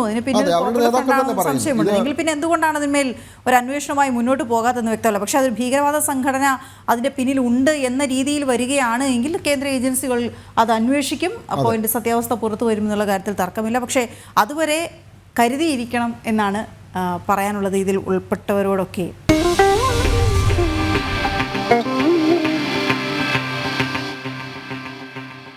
ഈ കോൺഗ്രസിലെ ഗ്രൂപ്പിസത്തിന് ഒരു കാലത്തും ശമനമില്ല. അതിൻ്റെ ഇക്വേഷൻ ഓരോ സമയത്തും മാറിക്കൊണ്ടിരിക്കും. നേതാക്കൾ മാറുമ്പോൾ, തെരഞ്ഞെടുപ്പ് കഴിയുമ്പോൾ, പുതിയ രാഷ്ട്രീയം വരുമ്പോൾ പുതിയ ഗ്രൂപ്പുകൾ രൂപപ്പെടുകയാണ്. അതുകൊണ്ടാണ് പുനഃസംഘടനാ തർക്കങ്ങൾക്കിടെ പഴയ വിശാലായി ഗ്രൂപ്പ് പുനരുജ്ജീവിപ്പിക്കാൻ സംസ്ഥാന കോൺഗ്രസിൽ നീക്കം നടക്കുന്നത്. ചെന്നിത്തല പക്ഷത്തിന് പിന്തുണയുമായി VD സതീശൻ വിരുദ്ധ നിലപാടുകാരായ K. സുധാകരനും K. മുരളീധരനും രംഗത്തു വന്നു കഴിഞ്ഞു. ചാണ്ടി ഉമ്മനോട് താല്പര്യം കാട്ടാത്ത പഴയ A ഗ്രൂപ്പ് നേതാക്കളുടെ നിലപാടും ശ്രദ്ധേയമാവുകയാണ്. വിവരങ്ങളുമായി വിനീഷ് ചേരുന്നു. വിനീഷ്, കോൺഗ്രസിൻ്റെ ഗ്രൂപ്പ് രാഷ്ട്രീയം നമ്മൾ നേരത്തെ പറഞ്ഞതും അതാണ്. ഗ്രൂപ്പ് രാഷ്ട്രീയം എല്ലാ കാലത്തും അതിൻ്റെ ഈ ഇക്വേഷൻ എല്ലാം മാറുകയാണ്. ഇപ്പോൾ ഈ ചെന്നിത്തല വിഭാഗം അതേപോലെ തന്നെ മുരളീധരൻ, അതേപോലെ തന്നെ കെ സുധാകരൻ, ഇവരൊക്കെ യോജിച്ച് ഒരു അച്ചുതണ്ടാകാൻ പോകുന്നു എന്നുള്ള പുതിയ ഗ്രൂപ്പ് സമവാക്യം എങ്ങനെ വിലയിരുത്താം വിനീഷ്? തീർച്ചയായിട്ടും പാർട്ടിക്കുള്ളിൽ ശക്തമായ നിലപാടുമായി അല്ലെങ്കിൽ ശക്തമായ സ്വാധീനം ചെലുത്താൻ വി.ഡി. സതീശന് സാധിക്കുന്നു. അതിൽ അമർഷം കൊണ്ട നേതാക്കളാണ് ഇത്തരം നീക്കങ്ങൾ നടത്തുന്നത് എന്നാണ് വി.ഡി. സതീശൻ പക്ഷം ആരോപിക്കുന്നത്. എന്തായിരുന്നാലും നിലവിലെ സാഹചര്യത്തിൽ ഒരു ഇടവേളയ്ക്ക് ശേഷം കോൺഗ്രസിനുള്ളിൽ AI ഗ്രൂപ്പുകൾ സജീവമാകുന്നു. അതേസമയം തന്നെ എ ഗ്രൂപ്പ്, ഉമ്മൻചാണ്ടിക്ക് പൂർണ്ണ പിന്തുണ നൽകിക്കൊണ്ടിരുന്ന പഴയ എ ഗ്രൂപ്പ് നിലവിലെ സാഹചര്യത്തിൽ ചാണ്ടി ഉമ്മന് വലിയ സ്വാധീനം ചെലുത്താൻ സാധിച്ചിട്ടില്ല. ചാണ്ടി ഉമ്മൻ പരസ്യ പ്രതികരണവുമായി രംഗത്തെത്തുന്ന സാഹചര്യത്തിൽ ചാണ്ടി ഉമ്മന് അനുകൂല നിലപാടെടുക്കാൻ മറ്റു നേതാക്കൾ രംഗത്തെത്താത്ത സാഹചര്യം. പക്ഷേ ചാണ്ടി ഉമ്മൻ അനുകൂലമായ ചെറിയ തോതിലെങ്കിലും നിലപാട് സ്വീകരിച്ചത് കെ സുധാകരനും കെ മുരളീധരനും മാത്രമാണ്. മറ്റ് പഴയ എ ഗ്രൂപ്പുകാർ ഇപ്പോഴും നിർജീവമായി ഇരിക്കുന്ന ഒരു സാഹചര്യം. കെ സി ജോസഫ് അടക്കമുള്ള ആളുകൾ ഇപ്പോഴും നിർജീവമായി ഇരിക്കുന്നു എന്നതാണ് പ്രധാനപ്പെട്ട കാര്യം. അതേസമയം തന്നെ ഐ ഗ്രൂപ്പ് പക്ഷത്ത് വലിയ രീതിയിൽ സ്വാധീനം ചെലുത്താൻ പ്രത്യേകിച്ച് വി.ഡി. സതീശന് സാധിക്കുന്ന ഘടകത്തിലേക്ക് കാര്യങ്ങൾ നീങ്ങുന്നു. അത് പാർട്ടിക്കുള്ളിൽ വി.ഡി. സതീശൻ പക്ഷം ശക്തിപ്പെടുത്തുന്നു. പ്രത്യേകിച്ച് കോൺഗ്രസ് നിയമസഭാ കക്ഷി യോഗത്തിൽ പോലും വി.ഡി. സതീശൻ പക്ഷം തന്നെ സജീവമായി നിലനിൽക്കുന്ന ഒരു സാഹചര്യം. അതേസമയം എതിർപക്ഷത്ത് രമേശ് ചെന്നിത്തല പരസ്യമായി തന്നെ രംഗത്തെത്തുന്ന ഒരു സാഹചര്യം. അങ്ങനെ രമേശ് ചെന്നിത്തല പക്ഷവും വി.ഡി. സതീശൻ പക്ഷവും അങ്ങനെ കാര്യങ്ങൾ തിരിഞ്ഞു മറിയുന്ന സാഹചര്യത്തിലേക്ക് കോൺഗ്രസ് നീങ്ങുകയാണ്. പ്രത്യേകിച്ച് യൂത്ത് കോൺഗ്രസിലടക്കം സജീവമായി നില ഉറപ്പിക്കാനായി അല്ലെങ്കിൽ കടുത്ത കൂടുതൽ ആളുകളെ കൂടെ കൂടിപ്പിക്കാൻ യൂത്ത് കോൺഗ്രസിൽ പ്രത്യേകിച്ച് വി.ഡി. സതീശന് സാധിച്ചു. കൂടുതൽ നേതാക്കളെ ഒപ്പം അടുപ്പിക്കാൻ വി.ഡി. സതീശന് സാധിച്ചു. പ്രത്യേകിച്ച് ഷാബി പറമ്പിൽ ഒപ്പം തന്നെ രാഹുൽ മാങ്കൂട്ടം ഉൾപ്പെടെയുള്ള യൂത്ത് കോൺഗ്രസ് നേതാക്കളെ സജീവമായി തന്നെ കൂട്ടുനിന്ന് നിർത്താൻ വി.ഡി. സതീശന് സാധിച്ചു. ഇനി വി.ഡി. സതീശന്റെ ലക്ഷ്യം കോൺഗ്രസിലെ അടക്കം പറച്ചിൽ ഇത്തരത്തിലാണ്. ഇനി വി.ഡി. സതീശന്റെ ലക്ഷ്യം ഇത്തരത്തിലാണ്. സംഘടനാ തലത്തിൽ പ്രത്യേകിച്ച് കോൺഗ്രസിനുള്ളിൽ ശക്തമായ സാന്നിധ്യമായി മാറണമെങ്കിൽ കെ സുധാകരനെതിരെ ഒളിയമ്പ് നടത്തേണ്ടതുണ്ട്. അതിനു വേണ്ടിയിട്ടാണ് ഈ ഗ്രൂപ്പ് സമവാക്യങ്ങളിൽ മാറ്റം വരുത്തിക്കൊണ്ട് വി.ഡി. സതീശൻ പക്ഷം ശക്തമായി തന്നെ മുന്നോട്ട് പോകുന്നത്. കെ സുധാകരനെതിരെ നിലപാട് സ്വീകരിച്ചാൽ മാത്രമേ പാർട്ടിയിൽ കൂടുതൽ ശക്തനായി മുന്നോട്ട് വരാൻ സാധിക്കുള്ളൂ. നിലവിൽ യൂത്ത് കോൺഗ്രസ് നേതാക്കളെ ഒപ്പം കൂട്ടാൻ ഇപ്പോൾ നിലവിൽ വി.ഡി. സതീശന് സാധിച്ചിട്ടുണ്ട്. അതുകൊണ്ട് തന്നെ AI ഗ്രൂപ്പുകളുടെ സമവാക്യങ്ങൾ, മുൻ സമവാക്യങ്ങളെല്ലാം മാറി മറിഞ്ഞുകൊണ്ട് നിലപാടുകളിൽ പോലും നേതാക്കൾ മാറി നിൽക്കുന്ന സാഹചര്യം. എന്തായിരുന്നാലും നിലവിലെ സാഹചര്യത്തിൽ ഒരു ഇടവേളയ്ക്ക് ശേഷം AI ഗ്രൂപ്പുകൾ സജീവമാകുന്നതായി തന്നെയാണ് നമുക്ക് കാണാൻ സാധിക്കുന്നത്. കോൺഗ്രസിനുള്ളിൽ സജീവ സാന്നിധ്യമായി AI ഗ്രൂപ്പുകൾ മാറുന്നു. പഴയ AI ഗ്രൂപ്പുകളല്ല, പുതിയ സമവാക്യങ്ങൾ, പുതിയ യുവനിര നേതാക്കൾ, അവർ പഴയ നേതാക്കൾക്ക് പാത പിന്തുടരുന്നു എന്ന് തന്നെയാണ് നമുക്ക് വിലയിരുത്താൻ സാധിക്കുന്നത്. ഇതിന്റെ അടിസ്ഥാനത്തിൽ തന്നെയാണ് AI ഗ്രൂപ്പുകൾ സജീവമാകുന്നതും രമേശ് ചെന്നിത്തല സജീവമായിക്കൊണ്ട് ഒരു പാളയത്തിന്റെ ഭാഗമാകുന്നതും മറുപാളയത്തിന്റെ ഭാഗമായി വി.ഡി. സതീശനും കോൺഗ്രസിനുള്ളിൽ രംഗപ്രവേശനം ചെയ്യുകയാണ്. ഇവിടെ എടുത്തു പറയേണ്ട ഒരു കാര്യം, ഈ ചാണ്ടി ഉമ്മൻ്റെ നിലപാടിൽ വന്നിരിക്കുന്ന മാറ്റം, പ്രത്യേകിച്ചും പാലക്കാട് ഉപതെരഞ്ഞെടുപ്പ് ആ വേളയിൽ ചാണ്ടി ഉമ്മൻ അവിടെ പ്രചാരണത്തിന് പോയില്ല തുടങ്ങിയ വിഷയങ്ങളൊക്കെ ഉണ്ടല്ലോ. അപ്പോൾ ചാണ്ടി ഉമ്മന് ഈ പുതിയ ഗ്രൂപ്പ് രീതിയിൽ എങ്ങോട്ടേക്കാണ് അദ്ദേഹത്തിൻ്റെ ഒരു മനംമാറ്റം? അതും കൂടി ഒന്ന് വിശദമാക്കാമോ വിനീഷ്?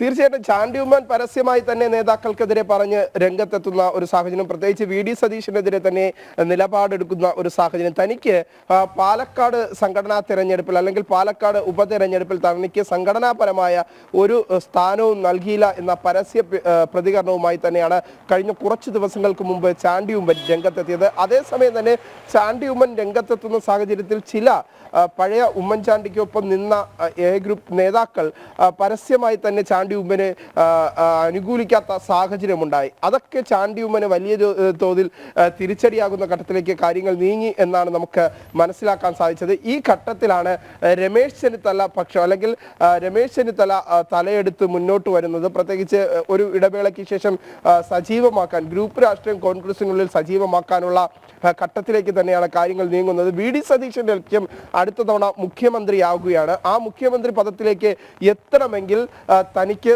യൂത്ത് കോൺഗ്രസ് നേതാക്കൾ അല്ലെങ്കിൽ സംഘടനാ തലത്തിൽ പോലും ശക്തമായ സാന്നിധ്യമായി മാറേണ്ടതുണ്ട്. ഈ ഘട്ടത്തിലാണ് വി ഡി സതീശൻ പ്രത്യേകിച്ച് യൂത്ത് കോൺഗ്രസ് നേതാക്കളെ ഒപ്പം കൂട്ടുന്നത്. ഇനി കോൺഗ്രസ് നേതാക്കളെ, മുതിർന്ന കോൺഗ്രസ് നേതാക്കളെയും കൂടി ഒപ്പം കൂട്ടി കെ സുധാകരനെതിരെ സംഘടനാ തല പടയൊരുക്കത്തിലാണ് വി ഡി സതീശൻ ശ്രമിക്കുന്നത് എന്നാണ് നമുക്ക് മനസ്സിലാക്കാൻ സാധിക്കുന്നത്. പക്ഷേ ഇതിനിടയിലാണ് ഒളിയമ്പുമായി പ്രത്യേകിച്ച് ചാണ്ടി ഉമ്മൻ രംഗപ്രവേശനം ചെയ്യുന്നത്. ചാണ്ടി ഉമ്മന്റെ നിലപാടുകളിൽ പരസ്യമായ പിന്തുണ നൽകിയത് കെ സുധാകരനും കെ മുരളീധരനും മാത്രമാണ്. മറ്റു നേതാക്കളൊന്നും തന്നെ കൃത്യമായ ഒരു പിന്തുണ നൽകാത്ത സാഹചര്യം തന്നെ ഉണ്ടായിരിക്കുന്നു. എന്തായാലും നിലവിൽ പൂർണ്ണമായും മറ്റൊരു സമവാക്യം, കോൺഗ്രസിനുള്ളിൽ ഗ്രൂപ്പുകളുടെ മറ്റൊരു സമവാക്യം വരും ദിവസങ്ങളിൽ രൂപപ്പെടും. പ്രത്യേകിച്ച് നിയമസഭാ തെരഞ്ഞെടുപ്പ് അടുക്കാൻ ഇനി കുറച്ച് സമയം അല്ലെങ്കിൽ ഒരു വർഷം മാത്രമേ ബാക്കി നിൽക്കുന്നുള്ളൂ. ഈ ഒരു ഘട്ടത്തിൽ അല്ലെങ്കിൽ 1-2 വർഷം മാത്രമേ ബാക്കി നിൽക്കുന്നുള്ളൂ. ഈ ഒരു ഘട്ടത്തിൽ വലിയ രീതിയിൽ സമവാക്യങ്ങൾ മാറ്റിക്കൊണ്ട് സംഘടനാ തലത്തിൽ ശക്തിപ്പെടാൻ തന്നെയാണ് കോൺഗ്രസ് നേതാക്കൾ ശ്രമിക്കുന്നത്. അതേസമയം തന്നെ സംഘടനയിൽ വലിയ രീതിയിൽ സ്വാധീനം ചെലുത്താൻ വി ഡി സതീശനും ശ്രമിക്കുന്നു. കോൺഗ്രസിനുള്ളിൽ പൂർണ്ണമായ പിടിമുറുക്കാനുള്ള ശ്രമം വി ഡി സതീശന്റെ ഭാഗത്തു നിന്നുണ്ടാകുന്നു. ഹൈക്കമാൻഡിന്റെ ഇപ്പോഴത്തെ സാഹചര്യത്തിലുള്ള പിന്തുണ ലഭിക്കുന്നത് വി ഡി സതീശനാണ്. പ്രത്യേകിച്ച് വി ഡി സതീശൻ പാലക്കാട് വിജയം അതിലേക്ക് നയിപ്പിച്ചത് വി ഡി സതീശന്റെ തന്ത്രങ്ങളാണ് എന്ന തരത്തിലുള്ള ഒരു നിലപാട് തന്നെയാണ് കോൺഗ്രസിന്റെ ഹൈക്കമാൻഡ് സ്വീകരിച്ചിട്ടുള്ളത്. ഈ ഘട്ടത്തിൽ രമേശ് ചെന്നിത്തലയുടെ ശക്തി ശോഷിക്കുന്ന സാഹചര്യത്തിലേക്ക് കാര്യങ്ങൾ നീങ്ങുന്നു. എന്തായിരുന്നാലും നിലവിലെ സാഹചര്യത്തിൽ രമേശ് ചെന്നിത്തല, വി ഡി സതീശൻ പക്ഷത്തിലേക്ക് കാര്യങ്ങൾ കോൺഗ്രസിൽ നീങ്ങുന്നു എന്ന് തന്നെയാണ് നമുക്ക് മനസ്സിലാക്കാൻ സാധിക്കുന്നത്. ഓക്കെ, ഈ ഗ്രൂപ്പ് ശരി വിനീഷ്, ഈ ഗ്രൂപ്പ് സമവാക്യങ്ങൾ മാറ്റങ്ങൾ വരുത്തുന്നതിനിടയിൽ അങ്ങോട്ടും ഇങ്ങോട്ടും ഒക്കെ പക്ഷം പിടിക്കുന്നതിനിടയിൽ പലപ്പോഴും അവരുടെ പ്രഖ്യാപിത ലക്ഷ്യങ്ങളോ അല്ലെങ്കിൽ ലക്ഷ്യങ്ങളിലുള്ള ചാഞ്ചാട്ടമോ ഒക്കെ ജനങ്ങൾ വിലയിരുത്തുന്നുണ്ട് എന്നത് അവർ കാണാതെ പോകുന്നുണ്ട്. മുനമ്പത്തെ സംബന്ധിച്ചാണ് അതിൽ ഏറ്റവും പ്രധാനപ്പെട്ട കാര്യം. ഈ കോൺഗ്രസ് നേതാക്കൾ മുനമ്പത്തെത്തി സമരപ്രഖ്യാപനം നടത്തിയത് വീണ്ടും പറഞ്ഞു പറ്റിക്കാനാണ് എന്ന് നാട്ടുകാരുടെ പ്രവചനം ശരിയായി. ഈ മുസ്ലിം ലീഗ് നേതാക്കളും വിവിധ മുസ്ലിം സംഘടനകളും പ്രതിപക്ഷ നേതാവിനെ തള്ളി രംഗത്തെത്തിയതോടെ സമരം എന്ന വാക്ക് പോലും ഇപ്പോൾ കോൺഗ്രസ് നേതാക്കളിൽ നിന്നുണ്ടാകുന്നില്ല. ജുഡീഷ്യൽ അന്വേഷണം 1 മാസത്തിനകം പൂർത്തിയാക്കണമെന്നാവശ്യപ്പെട്ട് പ്രക്ഷോഭം തുടങ്ങും എന്ന് വി ഡി സതീശൻ്റെ പ്രഖ്യാപനം വന്ന് 11 ദിവസം പിന്നിടുമ്പോഴും സമരത്തിൻ്റെ തീയതി പോലും പ്രഖ്യാപിച്ചിട്ടുമില്ല. വിവരങ്ങളുമായി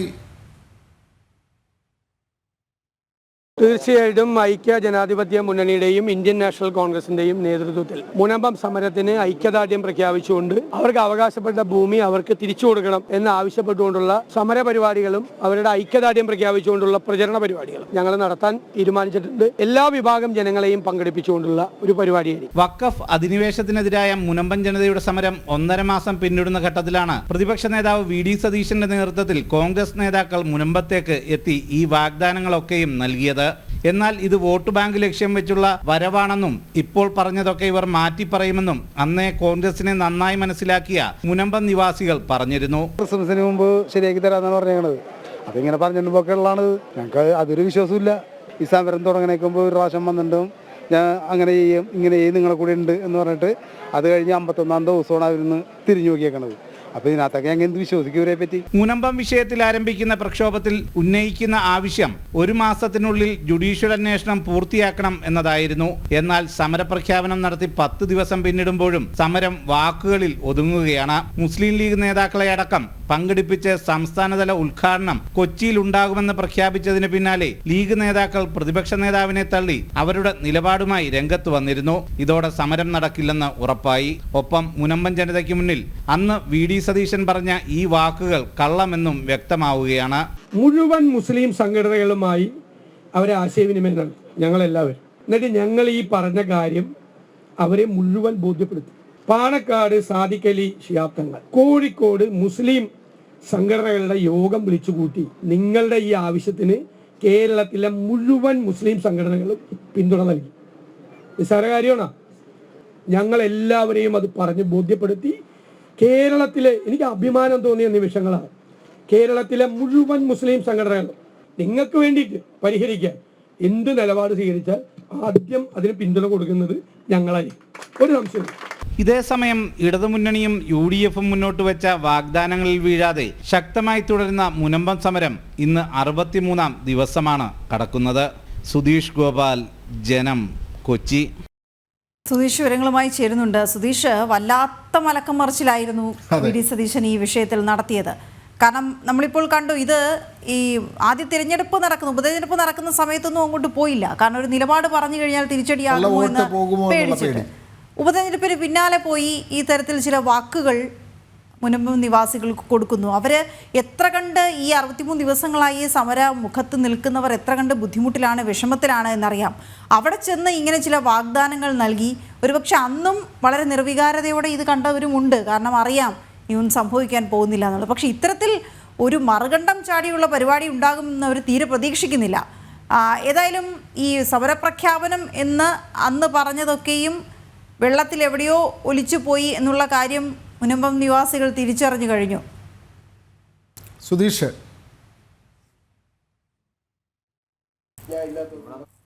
അങ്ങനെ തന്നെയാണ്. ഇതിൽ ഏറ്റവും എടുത്തു പറയേണ്ടത് മുസ്ലിം സംഘടനകളുമായി എല്ലാം കൂടിയാലോചിച്ച് എല്ലാവരും മുനമ്പത്തേത് വഖഫ് അല്ല എന്ന് അവരെ ബോധ്യപ്പെടുത്താൻ UDF-ന് ഇല്ലെങ്കിൽ കോൺഗ്രസിനും മുസ്ലിം ലീഗിനും സാധിച്ചു എന്ന തരത്തിലായിരുന്നു പ്രഖ്യാപനം. അത് വളരെ ആവർത്തിച്ച് ആ മുനമ്പം ജനതയ്ക്ക് മുമ്പിൽ VD സതീശൻ പറയുകയും ചെയ്യുന്നു. എന്നാൽ അതിൻ്റെ തൊട്ടടുത്ത ദിവസം മുതൽ തന്നെ മുസ്ലിം ലീഗിനുള്ളിൽ നിന്ന് തന്നെ അങ്ങനെ ഒരു ധാരണയും താങ്കൾക്കില്ല, മുനമ്പത്തേത് വഖഫ് ആണ് എന്ന് അവർ പരസ്യമായി പറഞ്ഞു വരുന്ന ഒരു സാഹചര്യമാണ് ഉണ്ടായത്. ഇതിൽ നിന്ന് നമുക്ക് വ്യക്തമാക്കാം, മുനമ്പം ജനതയെ പറഞ്ഞു പറ്റിക്കുക എന്നത് തന്നെയായിരുന്നു അന്നത്തെ കോൺഗ്രസ് MLA-മാരുടെ മുനമ്പം സന്ദർശനത്തിലൂടെ ലക്ഷ്യം വെച്ചിരുന്നത്.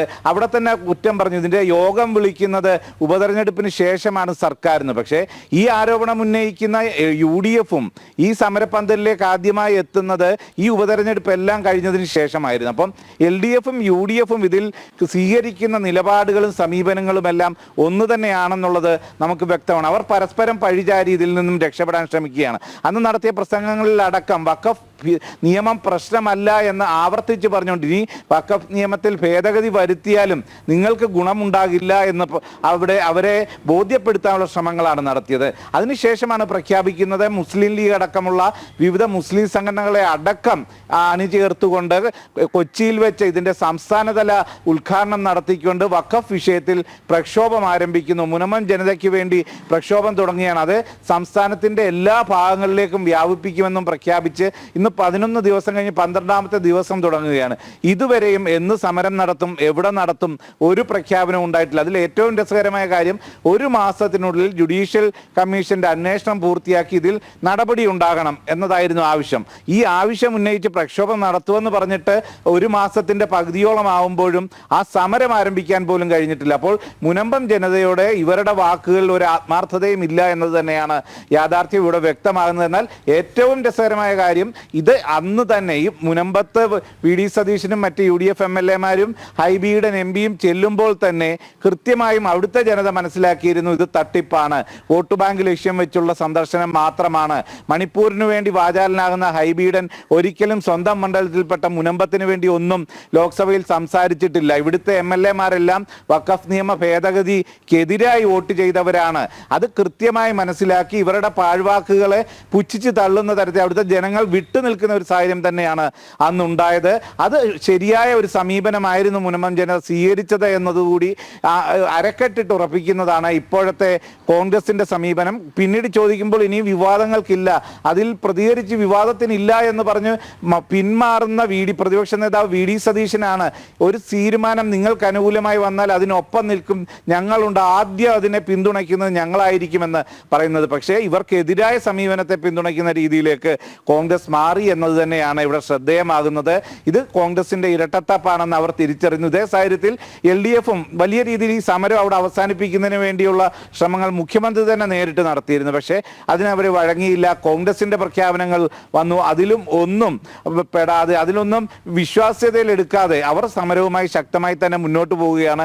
ഇനിയും ഒരു കാര്യം, ക്രിസ്മസിന് മുമ്പ് ഈ വിഷയം തീർന്നില്ലെങ്കിൽ ഈ ക്രിസ്മസ് ആഘോഷം UDF കോൺഗ്രസ് MLA-മാർ മുനമ്പം ജനതയ്ക്കൊപ്പമാണ് എന്ന് അന്ന് പ്രഖ്യാപിച്ചിരുന്നു. അന്ന് ഇനിയും ആ സമരപ്പന്തലിലേക്ക് ഇവർ തിരിഞ്ഞു നോക്കുമോ എന്നതുകൂടിയാണ് നമുക്ക് കണ്ടറിയേണ്ടതും. വീണ, തീർച്ചയായും കോൺഗ്രസിന്റെ ഇക്കാര്യത്തിലെ ഇരട്ടത്താപ്പാണ് വ്യക്തമാവുന്നത്. അവിടെ സമരം നടത്തുന്നവർക്കും കാര്യങ്ങളൊക്കെ മനസ്സിലാവുന്നുണ്ട്. കോൺഗ്രസ് പറയുന്നതൊന്ന്, പ്രവർത്തിക്കുന്നത് മറ്റൊന്ന്. ഇതെല്ലാം നിങ്ങൾക്കൊപ്പമാണ് എന്ന് പറയുകയും വഖഫിന്റെ അധിനിവേശത്തിനെതിരായി കൊണ്ടുവരുന്ന നിയമത്തിനെതിരെ ഇടതു വലത് മുന്നണികൾ ഒന്നിച്ച് പ്രമേയം പാസ്സാക്കുകയും ചെയ്യുന്ന വിരോധാഭാസം അത് അവിടുത്തെ ജനങ്ങൾക്ക് മനസ്സിലാവുന്നുണ്ട്. ഇനി നമുക്ക് പാർലമെന്റിലെ വാർത്തയിലേക്ക് പോകാം. പാർലമെന്റിൽ ഭരണഘടനാ ചർച്ചകൾ ഇന്നും തുടരും. ചർച്ചകൾക്കൊടുവിൽ പ്രധാനമന്ത്രി നരേന്ദ്രമോദി മറുപടി പ്രസംഗം നടത്തും. കോൺഗ്രസിന് ഭരണഘടനയേക്കാൾ വലുത് അധികാരമാണെന്ന് ചർച്ചകൾക്ക് തുടക്കം കുറിച്ചുകൊണ്ട് കേന്ദ്ര പ്രതിരോധ മന്ത്രി രാജ്നാഥ് സിംഗ് വിമർശിച്ചിരുന്നു. വിവരങ്ങളുമായി ജിഷ്ണു കൃഷ്ണൻ ചേരുന്നു. ജിഷ്ണു, നമസ്തേ. നമുക്കറിയാം പാർലമെന്റിൽ ഇന്നലെ ആരംഭിച്ച ഈ ഭരണഘടനയെ സംബന്ധിച്ച ചർച്ചകൾ ഇന്നും പുരോഗമിക്കുകയാണല്ലോ. രാജ്നാഥ് സിംഗ് ആണ് കഴിഞ്ഞ ദിവസം കൃത്യമായ വിവരങ്ങൾ ഇക്കാര്യത്തിൽ അഭിപ്രായം പറഞ്ഞത്. അതായത് കോൺഗ്രസ് തങ്ങളുടെ സ്വന്തം പുസ്തകം എന്നുള്ള നിലയിലാണ് ഭരണഘടന പോക്കറ്റിൽ ഇട്ടുകൊണ്ട് നടക്കുന്നത്. പക്ഷേ അവർ പോക്കറ്റിലാണ് വെച്ചുകൊണ്ട് നടക്കുന്നതെങ്കിൽ ഞങ്ങളുടെ നെറ്റിയിൽ തന്നെ ഞങ്ങൾ ശിരസിൽ തന്നെ ഭരണഘടന ഞങ്ങൾ അനുസരിച്ച് മുന്നോട്ട് പോകുന്നു എന്നുള്ള പ്രസംഗമാണല്ലോ രാജ്നാഥ് സിംഗ് നടത്തിയത്. ഇന്ന് പ്രധാനമന്ത്രി ഈ ചർച്ചകൾക്ക് മറുപടിയും പറയുന്നുണ്ടല്ലോ. കൂടുതൽ വിവരങ്ങൾ ജിഷ്ണു കൃഷ്ണൻ.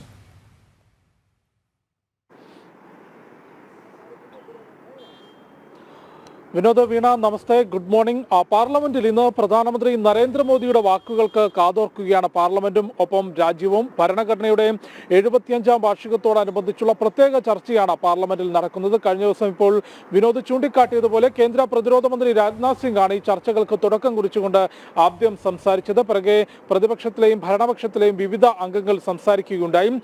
ഇന്നും ആ ചർച്ചകൾ തുടരും. കേന്ദ്ര ആഭ്യന്തരമന്ത്രി അമിത്ഷാ ഒപ്പം പ്രതിപക്ഷ നേതാവ് രാഹുൽ തുടങ്ങിയവർ ഇന്ന് സഭയിൽ സംസാരിക്കും. ഈ ചർച്ചകൾക്ക് ഏറ്റവും ഒടുവിലായിരിക്കും പ്രധാനമന്ത്രി നരേന്ദ്രമോദിയുടെ വാക്കുകൾ ഉണ്ടാവുക. അദ്ദേഹം ഏത് രീതിയിലായിരിക്കും പാർലമെന്റിൽ ഇന്ന് സംസാരിക്കുക എന്നുള്ളതും ഭരണഘടന സംബന്ധിച്ചും അതുമായി ബന്ധപ്പെട്ട രാഷ്ട്രീയപരമായും രാജ്യത്തിന്റെ മുൻപോട്ട് പോക്ക് സംബന്ധിച്ചുമെല്ലാം തന്നെ പ്രധാനമന്ത്രി നരേന്ദ്രമോദിയുടെ വാക്കുകൾ ഏത് രീതിയിലായിരിക്കും, അത് എങ്ങനെയായിരിക്കും എന്നുള്ളത് സംബന്ധിച്ച് വലിയ ആകാംക്ഷയിൽ തന്നെയാണ് രാജ്യം മുഴുവനുള്ളത്. കാരണം പാർലമെന്റിൽ കഴിഞ്ഞ ദിവസം നടന്നിട്ടുള്ള പ്രസംഗങ്ങൾ നമുക്കൊന്ന് വേഗത്തിൽ പരിശോധിക്കുമ്പോൾ ആ പ്രസംഗം അല്ലെങ്കിൽ ഈ ചർച്ചകൾ തുടങ്ങി വെച്ച രാജ്നാഥ് സിംഗ് വലിയ ആരോപണങ്ങൾ അല്ലെങ്കിൽ വലിയ വിമർശനങ്ങളായിരുന്നു കോൺഗ്രസിനെതിരെ ഭരണഘടനയുമായി ബന്ധപ്പെട്ട് തന്നെ ഉയർത്തിയിട്ടുള്ളത്.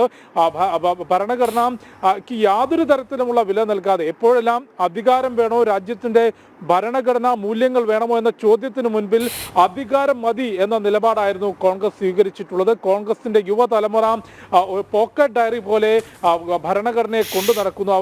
അവരുടെ മുൻപത്തെ തലമുറ അതിനെടുത്ത് അമ്മാനമാടുന്നത് കണ്ടുകൊണ്ടാകാം അങ്ങനെ ആ ഒരു പോക്കറ്റ് ഡയറി പോലെ ഭരണഘടനയെ കൊണ്ടു നടക്കുന്നത്. BJP ഭരണഘടനയെ ശിരസിലാണ് കൊണ്ടു നടക്കുന്നത്, ഭരണഘടനാ മൂല്യങ്ങളെ വിലമതിക്കുന്നുണ്ട് എന്നുള്ളതായിരുന്നു ചർച്ചകൾക്ക് തുടക്കം കുറിച്ചുകൊണ്ട് രാജ്നാഥ് സിംഗ് സംസാരിച്ചത്. പിന്നീട് വിദേശകാര്യ മന്ത്രി S ജയശങ്കർ കൂടാതെ പ്രിയങ്കയും ഇന്നലെ ലോക്സഭയിൽ സംസാരിക്കുകയുണ്ടായി.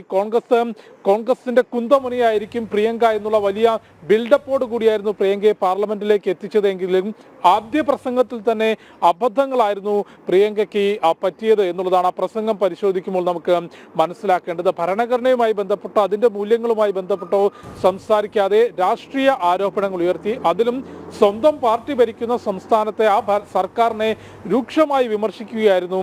അത് ഹിമാചൽ പ്രദേശ് സർക്കാരിൽ ഇപ്പോൾ കൊണ്ടുവരുന്ന നിയമങ്ങൾ പരിശോധിക്കണം, അത് മുതലാളിമാർക്ക് വേണ്ടിയുള്ളതാണ്, അവിടെ കർഷകർ വലിയ ദുരിതം അനുഭവിക്കുകയാണ് തുടങ്ങി രൂക്ഷ വിമർശനം ഹിമാചൽ പ്രദേശ് സർക്കാരിനെതിരെ പ്രസംഗത്തിൽ പ്രിയങ്ക ഉയർത്തിയിരുന്നു. എന്നാൽ ഹിമാചൽ പ്രദേശിൽ കോൺഗ്രസിന്റെ നേതൃത്വത്തിലുള്ള സർക്കാരാണ് ഭരിക്കുന്നത് എന്ന കാര്യം പോലും ആലോചിക്കാതെയാണ് അത്തരത്തിലൊരു വിമർശനം പ്രിയങ്കയുടെ ഭാഗത്തുനിന്നുണ്ടായത്. അത്തരത്തിലൊരു അബദ്ധം പിടഞ്ഞ പ്രസംഗമായിരുന്നു പ്രിയങ്കയുടെ ആദ്യ പ്രസംഗം ലോക്സഭയിൽ ഉണ്ടായത്. ഇന്ന് കേന്ദ്ര ആഭ്യന്തരമന്ത്രി അമിത്ഷാ സംസാരിക്കും. രാജ്യത്ത് ക്രമസമാധാന നില സംബന്ധിച്ച് അതുമായി ബന്ധപ്പെട്ട പ്രവർത്തനങ്ങൾ സംബന്ധിച്ച് അതിർത്തി വിഷയങ്ങൾ, ഒപ്പം ഭീകരവാദത്തിനെതിരെ രാജ്യം സ്വീകരിക്കുന്ന നടപടികൾ, ഒപ്പം ഭരണഘടനാ മൂല്യങ്ങൾ, അതുമായി ബന്ധപ്പെട്ട സർക്കാരിന്റെ പ്രവർത്തനങ്ങൾ, ഇക്കാര്യങ്ങൾ കേന്ദ്ര ആഭ്യന്തരമന്ത്രി അമിത്ഷായുടെ ഭാഗത്തുനിന്നും ഉണ്ടാകും എന്നുള്ളതാണ് മനസ്സിലാക്കുന്നത്. രാഹുൽ ഇന്ന് സംസാരിക്കുന്നുണ്ട്. ചർച്ചകൾക്ക് ഏറ്റവും ഒടുവിലായിരിക്കും രാജ്യത്തിന്റെ പ്രധാന സേവകൻ പ്രധാനമന്ത്രി നരേന്ദ്രമോദിയുടെ മറുപടി പ്രസംഗം ഉണ്ടാവുക. ആ മറുപടി പ്രസംഗത്തിൽ എത്രത്തോളം രാഷ്ട്രീയം നിറഞ്ഞ വാക്കുകൾ ഉണ്ടാകും, അതായത് കോൺഗ്രസിന് രൂക്ഷമായിട്ടുള്ള വിമർശനം ആ പ്രസംഗത്തിൽ ഉണ്ടാകും എന്നുള്ള കാര്യത്തിൽ യാതൊരു സംശയമില്ല. നേരത്തെ നമുക്കറിയാം ഭരണഘടനാ മൂല്യങ്ങൾക്ക് യാതൊരു വിലയും നൽകാതെ രാജ്യത്ത് അടിയന്തരാവസ്ഥ പ്രഖ്യാപിക്കുകയും നിരവധി തവണ ഭരണഘടനയിൽ ഭേദഗതി കൊണ്ടുവരികയും ചെയ്തിട്ടുള്ള പാർട്ടിയാണ് ഭരിക്കുമ്പോൾ. അത്തരത്തിലുള്ള നടപടികൾ സ്വീകരിച്ച പാർട്ടിയാണ് കോൺഗ്രസ്. ആ പാർട്ടിയാണ് ഇന്ന് പ്രതിപക്ഷത്തിരിക്കുമ്പോൾ ഭരണഘടന പോക്കറ്റിലിട്ട് കൊണ്ടു നടക്കുന്നത്. അതിനെതിരെ രൂക്ഷമായ വിമർശനം നിരവധി വേദികളിൽ പ്രധാനമന്ത്രി നരേന്ദ്രമോദി ഉൾപ്പെടെയുള്ളവർ നടത്തിയിട്ടുണ്ട്. ഇന്ന് പാർലമെന്റിലെ മറുപടി പ്രസംഗത്തിലും പ്രധാനമന്ത്രിയുടെ വാക്കുകളുണ്ടാവും. ഈ ഒരു മറുപടി പ്രസംഗത്തിന് ശേഷം പിന്നീട് സഭാ നടപടികൾ അടുത്ത ദിവസങ്ങളിലും തുടരും. 20-ാം തീയതി വരെയാണ്, നവംബർ 25-ന് തുടങ്ങി ഈ മാസം 20-ാം തീയതി വരെയാണ് നിലവിൽ പാർലമെന്റിന്റെ സമ്മേളന കാലാവധി നിശ്ചയിച്ചിട്ടുള്ളത്. നടപടിക്രമങ്ങൾ വേഗത്തിലാക്കി 20-ാം തീയതിക്ക് മുൻപേ തന്നെ സഭാ സമ്മേളനം പിരിയും എന്നാണ് ഏറ്റവും ഒടുവിൽ ലഭ്യമാകുന്ന റിപ്പോർട്ടുകൾ. ഓക്കെ, ഒരു കാര്യം കൂടി ജിഷ്ണു, ഈ ഡൽഹിയിൽ ചീഫ് സെക്രട്ടറിമാരുടെ 4ാമത് ദേശീയ സമ്മേളനത്തിൽ പ്രധാനമന്ത്രി നരേന്ദ്രമോദി പങ്കെടുത്ത് സംസാരിക്കും എന്ന വാർത്ത കൂടി. കേന്ദ്ര സംസ്ഥാന സർക്കാരുകൾ തമ്മിലുള്ള ഏകോപനം ശക്തമാക്കുന്നതിനും വികസന ജനക്ഷേമ പദ്ധതികളുടെ നടത്തിപ്പ് സംബന്ധിച്ചും യോഗത്തിൽ ആലോചന നടക്കുമെന്നുമാണ് റിപ്പോർട്ട്. വികസിത് ഭാരത് എന്ന ആശയത്തിൽ പ്രത്യേക ചർച്ച ഉണ്ടാകുമെന്ന് അറിയുന്നു. ജിഷ്ണു, എന്താണ് അതിൽ കൂടുതൽ വിവരങ്ങൾ?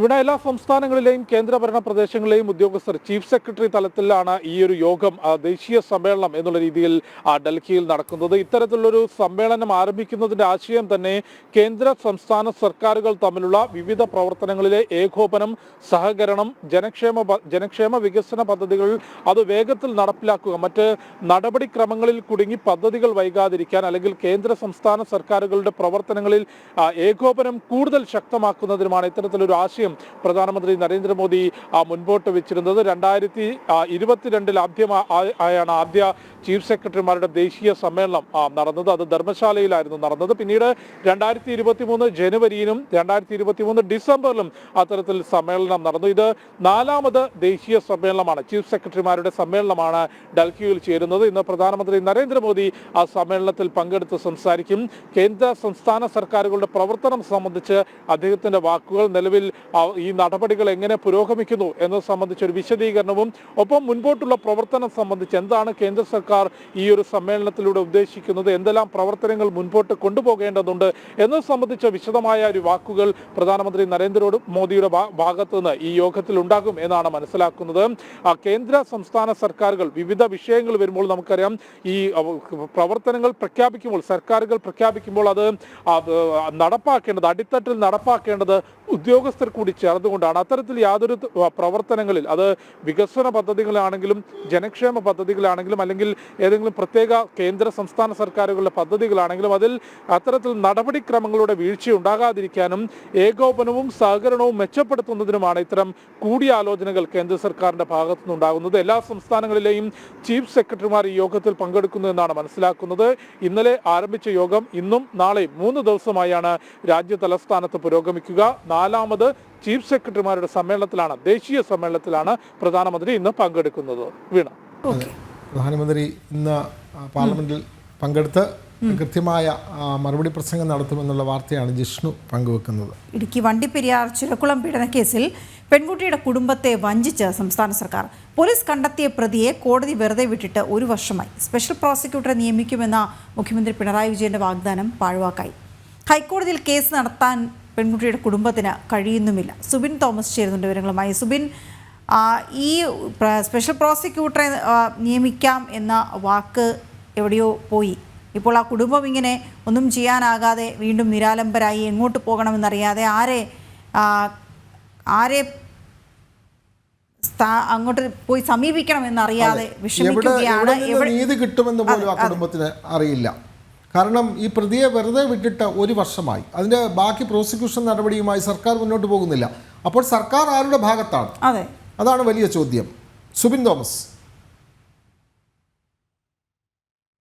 പെൺകുട്ടിയുടെ മാതാപിതാക്കളും ചോദിക്കുന്നത് സർക്കാർ ആർക്കൊപ്പം എന്നൊരു ചോദ്യം തന്നെയാണ് അവരും മുമ്പോട്ട് വയ്ക്കുന്നത്. അർഹതപ്പെട്ട ഒരു നീതി അത് വളരെ വേഗത്തിൽ തന്നെ ലഭിക്കേണ്ടതായിരുന്നു. പക്ഷെ അതിപ്പോഴും അകന്നു നിൽക്കുന്ന ഒരു സാഹചര്യം, അതിൽ ഒരു വലിയ പങ്ക് നിലവിൽ ഇപ്പോൾ സർക്കാരും അതുപോലെ തന്നെ മുഖ്യമന്ത്രിയും വഹിക്കുന്നു. അത്തരത്തിലൊരു നീതി നിഷേധിക്കുന്നതിൽ ഒരു പ്രധാന പങ്ക് മുഖ്യമന്ത്രിയും വഹിക്കുന്നു എന്നുള്ളൊരു കാര്യമാണ് നമുക്ക് ഏറ്റവും എടുത്തു പറയേണ്ടതായിട്ടുള്ളത്. ഈ കഴിഞ്ഞ ഡിസംബർ 14-ാം തീയതിയാണ് ഈ ഒരു കട്ടപ്പന അതിവേഗ സ്പെഷ്യൽ കോടതി ഈ പ്രതിയെന്ന് പോലീസ് കണ്ടെത്തിയ അർജുനെ വെറുതെ വിടുന്നത്. അതിനുശേഷം വലിയ രീതിയിലുള്ള പ്രക്ഷോഭങ്ങളും പ്രതിഷേധങ്ങളും എല്ലാം തന്നെ ഉടലെടുക്കുകയും ചെയ്തിരുന്നു. ഇതിന് പിന്നാലെയാണ് മുഖ്യമന്ത്രി വാഗ്ദാനവുമായി ഈ കുടുംബത്തെ സമീപിക്കുന്നത്. അല്ലെങ്കിൽ ഈ കുടുംബത്തോട് പറയുന്നത് ഇവർ പറയുന്ന അല്ലെങ്കിൽ ഈ പെൺകുട്ടിയുടെ കുടുംബം മുമ്പോട്ട് വയ്ക്കുന്ന ആളുകളെ തന്നെ പബ്ലിക് പ്രോസിക്യൂട്ടറായി നിയമിക്കാം എന്നുള്ള ഒരു വാഗ്ദാനം മുഖ്യമന്ത്രി നൽകുന്നത്. അതുപോലെ തന്നെ സർക്കാർ ഉടൻ തന്നെ അതിന് വേണ്ട നടപടി സ്വീകരിക്കുമെന്ന് മുഖ്യമന്ത്രി ഉറപ്പ് നൽകി. പക്ഷേ ഈ ഉറപ്പുകളെല്ലാം നൽകി 10 മാസം പിന്നിടുമ്പോഴും എവിടെയാണോ ആ കേസ് നിന്നത് അവിടെ തന്നെ അത്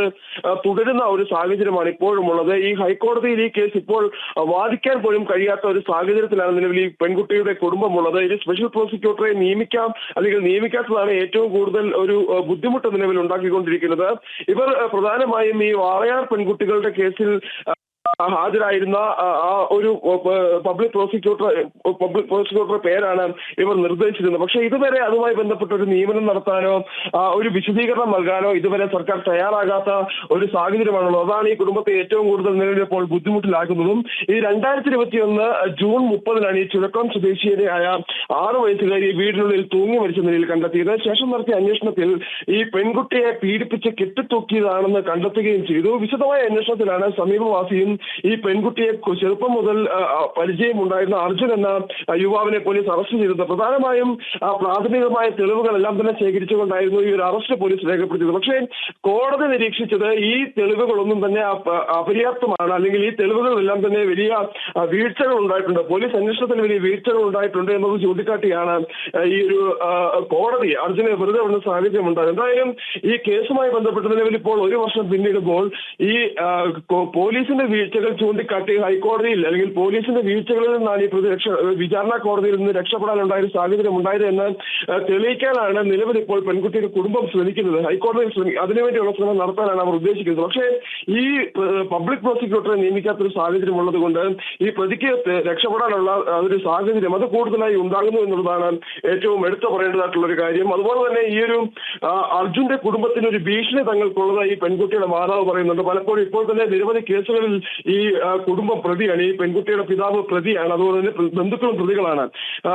ഈ അർജുന്റെ കുടുംബം ഇത്തരത്തിൽ കള്ളക്കേസുകൾ കൊടുക്കുന്നു, തങ്ങളെ വധിക്കുമെന്ന് ഭീഷണിപ്പെടുത്തുന്നു. അത്തരത്തിൽ വലിയ രീതിയിലുള്ള ഭീഷണിയൊക്കെ നിലനിൽക്കുന്നു. ഈ സമയത്തും പോലീസിന്റെ ഭാഗത്തു നിന്ന് കൃത്യമായ ഇടപെടൽ തങ്ങൾക്ക് അനുകൂലമായി ഉണ്ടാകുന്നില്ല എന്നുള്ളൊരു ആരോപണവും അവർ മുമ്പോട്ട് വയ്ക്കുന്നുണ്ട്. എന്തായാലും സർക്കാരിന്റെ അലംഭാവം മൂലം വളരെ വലിയൊരു കേസിൽ അല്ലെങ്കിൽ കേരളക്കരെ ഒന്നാകെ ചർച്ച ചെയ്ത ഒരു കേസിൽ ആ പെൺകുട്ടിക്ക് നീതി നിഷേധിക്കപ്പെടുന്നു എന്നുള്ളതാണ്, സർക്കാരിന്റെ അലംഭാവം കൊണ്ട് നീതി നിഷേധിക്കപ്പെടുന്നു എന്നുള്ളതാണ് ഏറ്റവും പ്രധാനപ്പെട്ട കാര്യം. വിഷയത്തിൽ അടിയന്തരമായി സർക്കാരിന് ഇടപെടൽ ഉണ്ടാകേണ്ടതായിട്ടുണ്ട്. അടിയന്തരമായി തന്നെ ഈ പെൺകുട്ടിയുടെ മാതാപിതാക്കൾ മുമ്പോട്ട് വെച്ച ആ നിർദ്ദേശത്തിലുള്ള പബ്ലിക് പ്രോസിക്യൂട്ടേഴ്സിനെ നിയമിച്ചുകൊണ്ട് ഈ കേസിൽ അടിയന്തരമായ ഇടപെടൽ സർക്കാർ നടത്തേണ്ടതായുണ്ട്.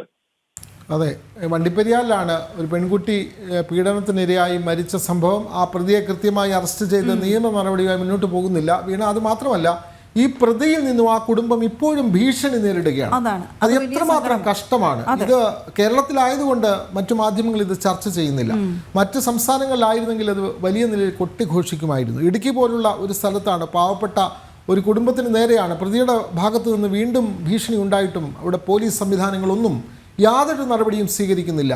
അത് ആ കുടുംബം വളരെയേറെ കഷ്ടപ്പെടുകയാണ്. നിയമ നടപടികളുമായി മുന്നോട്ട് പോകുന്നതിന് ചിലപ്പോൾ സാമ്പത്തികപരമായ പരാധീനതകളൊക്കെ ആ കുടുംബത്തിന് കണ്ടേക്കാം. അതെ, അതൊക്കെ അവർ നേരിടുന്ന വെല്ലുവിളി തന്നെയാണ്. എന്തായാലും അവർക്ക് നീതി ലഭിച്ചേ മതിയാകുകയുള്ളൂ. സുബിൻ തോമസ് ആണ് ഈ വാർത്തകൾ റിപ്പോർട്ട് ചെയ്തത്. ഇനി മറ്റൊരു റിപ്പോർട്ടിലേക്ക് പോകാം. നാസിക് കേരള സേവാ സമിതിയുടെ സുവർണ്ണ ജൂബിലി ആഘോഷങ്ങളും ഓണാഘോഷങ്ങളും സംഘടിപ്പിച്ചു. ഇച്ചാമണി ഹാളിൽ കഴിഞ്ഞ ഞായറാഴ്ച വിപുലമായ ആഘോഷങ്ങളാണ് സംഘടിപ്പിച്ചത്. റിപ്പോർട്ട് കാണാം.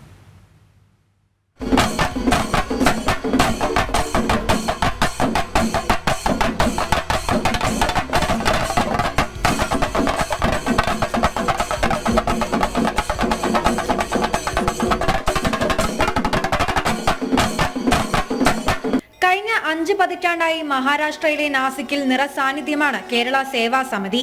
നാസിക്കിലെ തന്നെ ആദ്യ മലയാളി സംഘടനയുടെ സുവർണ ജൂബിലി ആഘോഷങ്ങൾ വിപുലമായി സംഘടിപ്പിച്ചു. സിനിമാ താരങ്ങളായ സന്തോഷ് കീഴാറ്റൂർ, രചന നാരായണൻകുട്ടി എന്നിവർ ചേർന്നാണ് പരിപാടികളുടെ ഉദ്ഘാടനം നിർവഹിച്ചത്.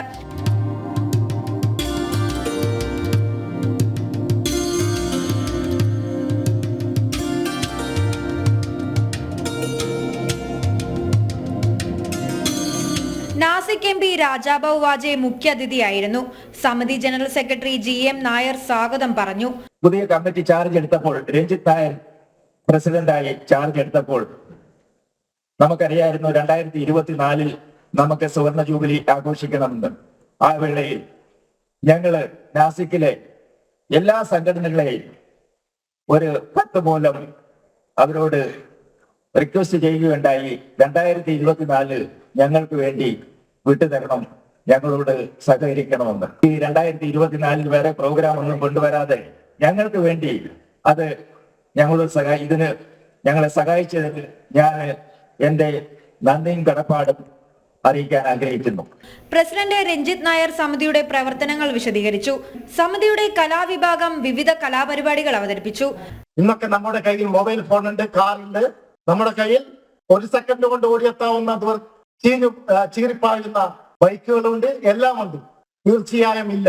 നമ്മൾ കണ്ടിട്ടുണ്ടാവും ഉറുമ്പുകളും ആനകളും ഒക്കെ കൂട്ടമായി നടക്കുന്നു. പക്ഷെ നമ്മൾ മനുഷ്യരോ ആദ്യം ഒരു സംഘടന ഉണ്ടാക്കും, കൂട്ടം കൂടി ഒരു സംഘടന ഉണ്ടാക്കും, പിന്നീട് സംഘം തിരിഞ്ഞ് നമ്മൾ നടക്കാൻ തുടങ്ങും. സമിതിയുടെ സ്മരണിക ചടങ്ങിൽ പ്രകാശനം ചെയ്തു. സമിതിയിലെ മുതിർന്ന അംഗങ്ങളെയും വിശിഷ്ടാതിഥികളെയും ചടങ്ങിൽ ആദരിച്ചു. ന്യൂസ് ഡെസ്ക്, ജനം. നമുക്ക് സംസ്കൃത ഭാഷയുടെ കുറേ കാര്യങ്ങൾ പറയാം അല്ലേ? സംസ്കൃത ഭാഷയുടെ കാര്യം പറയുമ്പോൾ സംസ്കൃതത്തിൽ വാർത്തകൾ നൽകുന്ന, സംസ്കൃത വാർത്ത നൽകുന്ന മലയാളത്തിലെ ഏക ചാനലാണ് നമ്മുടെ ജനം TV. ആകാശവാണിയിലാണ് രാവിലെ പ്രാദേശിക വാർത്തകൾ കഴിഞ്ഞാൽ 6:55 PM വാർത്താ ഹാസ്യന്ത ഉണ്ടാവുക. അപ്പോൾ സംസ്കൃത ഭാഷ നേരിടുന്ന പ്രശ്നങ്ങളാണ് ഇപ്പോൾ അടുത്ത റിപ്പോർട്ടിലുള്ളത്. സംസ്കൃത ഭാഷയോട് വീണ്ടും പിണറായി സർക്കാരിൻ്റെ അവഗണന. ഈ മാസം നടത്തേണ്ട സ്കോളർഷിപ്പ് പരീക്ഷ അനിശ്ചിതത്വത്തിലാണ്. പരീക്ഷ വൈകിയ സ്കോളർഷിപ്പ് തുക തന്നെ നഷ്ടമാകുമെന്ന ആശങ്കയിലാണ് വിദ്യാർത്ഥികൾ.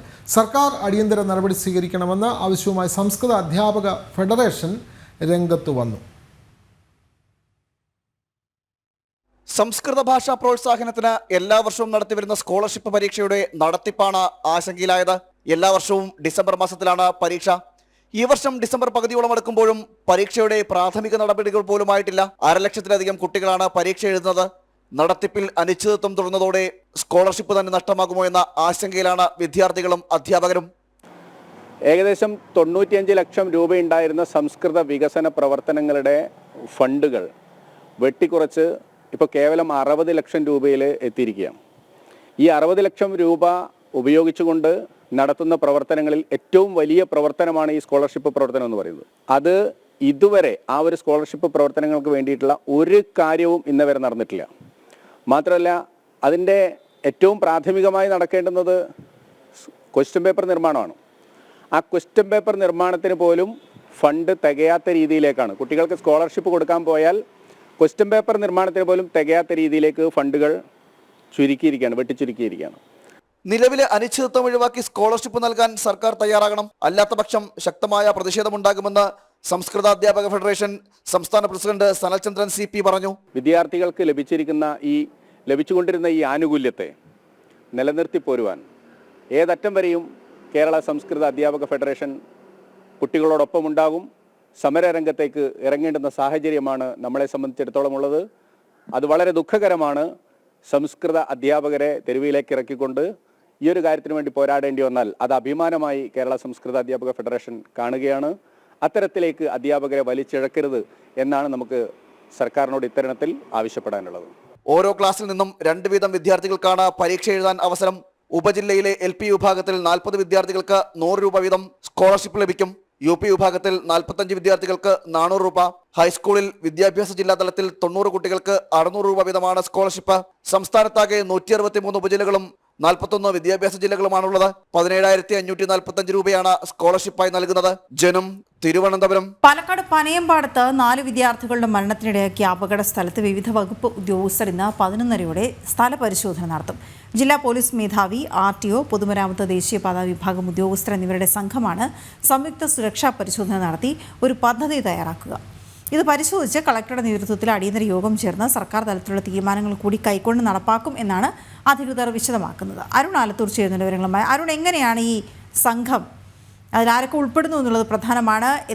ആർക്കൊക്കെ ഇതിൽ പെട്ടെന്നൊരു നടപടി എടുക്കാൻ കഴിയുമെന്നുള്ളതും നോക്കേണ്ടതുണ്ട്. എപ്പോഴാണ് ഈ സംഘം അവിടെ സന്ദർശിച്ച് എന്തൊക്കെ കാര്യങ്ങൾ പ്രധാനമായും വിലയിരുത്തും? ഈ പനയമ്പാടം മാത്രമാണോ ഇവരുടെ സന്ദർശന ലക്ഷ്യവും?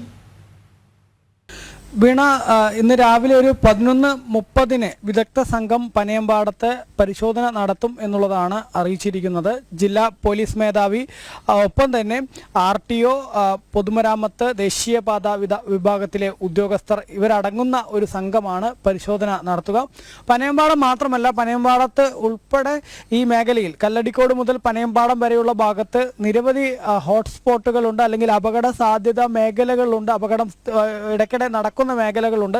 അതുകൊണ്ട് തന്നെ ഇത്തരം മേഖലകൾ കേന്ദ്രീകരിച്ചുള്ള അന്വേഷണമായിരിക്കും നടത്തുക എന്നുള്ളതാണ് നമുക്ക് മനസ്സിലാവുന്നത്. ഇനി ഇത്തരം അപകടങ്ങൾ ആവർത്തിക്കാതിരിക്കുന്നതിന് വേണ്ടി എന്തെല്ലാം തരത്തിലുള്ള നടപടികൾ കൈക്കൊള്ളണമെന്നുൾപ്പെടെയുള്ള കാര്യങ്ങളിൽ വിശദമായ പരിശോധന നടത്തും എന്നുള്ളതാണ് മനസ്സിലാക്കാൻ സാധിക്കുന്നത്. മാത്രമല്ല, ഈ പനയമ്പാടത്ത് വലിയ വളവുണ്ട്, ആ വളവ് നിവർത്തുന്നത് ഉൾപ്പെടെയുള്ള നടപടികൾ വേണമെന്നുള്ള ആവശ്യം നാട്ടുകാർ മുന്നോട്ട് വെച്ചിട്ടുണ്ട്. അത്തരം ആവശ്യങ്ങളൊക്കെ പരിഗണിച്ചുകൊണ്ട് അതിലൊക്കെ ഏതെങ്കിലും തരത്തിൽ ഇനി അപകടങ്ങൾ ഉണ്ടാവാതിരിക്കാൻ എന്തൊക്കെ മുൻകരുതൽ നടപടികൾ സ്വീകരിക്കണം, റോഡിന് ഏതെങ്കിലും തരത്തിൽ അതിൻ്റെ ഒരു വളവ് നിവർത്തണമെങ്കിൽ അത്തരത്തിലുള്ള കാര്യങ്ങൾ, അങ്ങനെ വിശദമായ ഒരു പരിശോധന ഈ സംഘത്തിൻ്റെ ഭാഗത്ത് നിന്ന് നടക്കും എന്നുള്ളതാണ് അറിയാൻ കഴിയുന്നത്. 11:30 തന്നെ വിദഗ്ധ സംഘം പനയമ്പാടത്തേക്ക് എത്തും.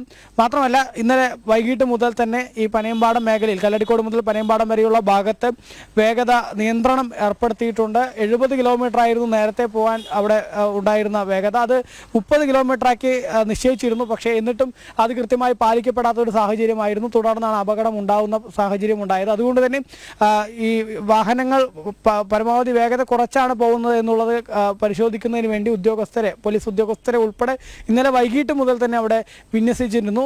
ഇന്നും ഏതായാലും അത്തരത്തിൽ വേഗത നിയന്ത്രണം അവിടെ തുടരും എന്നുള്ളത് തന്നെയാണ്. നാട്ടുകാരാണെങ്കിൽ ഇന്നലെ യോഗത്തിൽ പ്രധാനമായിട്ടും പറഞ്ഞിട്ടുണ്ടായിരുന്നു, അവർ ആവശ്യങ്ങളായിട്ട് മുന്നോട്ട് വെച്ചിരുന്നത്, ഒന്ന്, സ്ഥിരം അപകട മേഖലയായി ഇവിടെ കയറ്റം ഒഴിവാക്കുകയും വളവ് നിവർത്തുകയും ചെയ്താലേ അപകടങ്ങൾക്ക് ശാശ്വത പരിഹാരം കാണാനാവൂ എന്നുള്ളതാണ് അവർ ഒരു കാര്യമായിട്ട് ഈ ഉന്നതതല യോഗം ചേർന്നപ്പോൾ, കളക്ടറേറ്റിൽ യോഗം ചേർന്നപ്പോൾ അവർ പറഞ്ഞത്. മരിച്ചവരുടെ കുടുംബാംഗങ്ങൾക്ക് സർക്കാർ ധനസഹായം പ്രഖ്യാപിക്കണമെന്നൊരാവശ്യം അവർ മുന്നോട്ട് വെച്ചിട്ടുണ്ട്. അതുപോലെ കുന്നിടിച്ച് നിരപ്പാക്കിയാലേ കയറ്റം ഒഴിവാക്കാനാവൂ. അതുകൊണ്ട് തന്നെ അപകടങ്ങൾ ഒഴിവാക്കാൻ താൽക്കാലിക പരിഹാരം എന്ന നിലയിൽ ദുബായ് കുന്ന് മുതൽ സോമിൽ വരെ താൽക്കാലിക ഡിവൈഡർ സ്ഥാപിച്ച് വൺ വേ ആക്കണമെന്നൊരാവശ്യം അവർ ഉന്നയിച്ചിട്ടുണ്ട്. അതുപോലെ റോഡ് ഉപരിതലത്തിൻ്റെ മിനുസം കുറയ്ക്കാൻ അടിയന്തര നടപടി വേണമെന്നും, മഴവെള്ളം റോഡിൽ പരന്നൊഴുകുന്നത് തടയാൻ അഴുക്കുചാല് വേണമെന്നും, റോഡിന് പാർശ്വഭിത്തി കെട്ടി നടപ്പാത വേണമെന്നും, അതുപോലെ Karimba higher secondary school bus സ്റ്റോപ്പിന് സമീപം രാവിലെ 9 മുതൽ 10 വരെയും വൈകിട്ട് 4 മുതൽ 5 വരെയും പോലീസിനെ നിയോഗിക്കണമെന്നും ആവശ്യം ഈ നാട്ടുകാർ ഇന്നലെ നടന്ന യോഗത്തിൽ ഉന്നയിച്ചിട്ടുണ്ട്. ആ നാട്ടുകാരുടെ ആവശ്യങ്ങളൊക്കെ പരിഗണിക്കുമോ, അതിലേതെങ്കിലും തരത്തിലുള്ള നടപടി ഉണ്ടാകുമോ എന്നുള്ളതൊക്കെ അറിയേണ്ട ഒരു സാഹചര്യമുണ്ട്. ഏതായാലും വിദഗ്ധ സംഘം 11:30 പനയമ്പാടത്തേക്ക് എത്തും എന്നുള്ളതാണ്. അതേസമയം തന്നെ മന്ത്രി ഗണേഷ് കുമാർ, ഗതാഗത വകുപ്പ് മന്ത്രി ഗണേഷ് കുമാറും ഈ അപകട സ്ഥലത്തേക്ക് എത്തുന്നുണ്ട്. അദ്ദേഹം ഒരു 10:30 തന്നെ അപകട സ്ഥലത്തേക്ക് എത്തുമെന്നാണ് നമുക്ക് മനസ്സിലാക്കാൻ സാധിക്കുന്നത്. ഈ മരിച്ച കുട്ടികളുടെ വീട് ഉൾപ്പെടെ മന്ത്രി സന്ദർശിക്കും എന്നുള്ളൊരു അറിയിപ്പും അവിടെ നിന്നും ലഭിച്ചിട്ടുണ്ട്. ഒപ്പം തന്നെ മുസ്ലിം ലീഗ് ഈ റോഡ് ഉപരോധിക്കും എന്നും അറിയിച്ചിട്ടുണ്ട്. ഒരു 10:30 തന്നെയാണ് റോഡിൽ ഉപരോധം സംഘടിപ്പിക്കുമെന്ന് മുസ്ലിം ലീഗ് അറിയിച്ചിരിക്കുന്നത്. ഈ അപകട പശ്ചാത്തലത്തിൽ ഇനി അങ്ങനെയുള്ള അപകടങ്ങൾ ആവർത്തിക്കാതിരിക്കാൻ കൃത്യമായ നടപടി വേണമെന്ന് ആവശ്യപ്പെട്ടുകൊണ്ടാണ് ലീഗ് അത്തരത്തിലൊരു സമരവുമായി ഇന്നിപ്പോൾ പനയമ്പാടത്ത് രംഗത്ത് വരുന്നത്. അതേസമയം തന്നെ ഈ അപകടവുമായി ബന്ധപ്പെട്ട് DYSP തലത്തിലുള്ള അന്വേഷണം പുരോഗമിക്കുകയാണ്. 2 വാഹനങ്ങളിലെയും ഡ്രൈവർമാരെ ഇന്നലെ തന്നെ അറസ്റ്റ് ചെയ്ത് അവരെ കോടതിയിൽ ഹാജരാക്കി റിമാൻഡ് ചെയ്യുകയും ചെയ്തിട്ടുണ്ട്.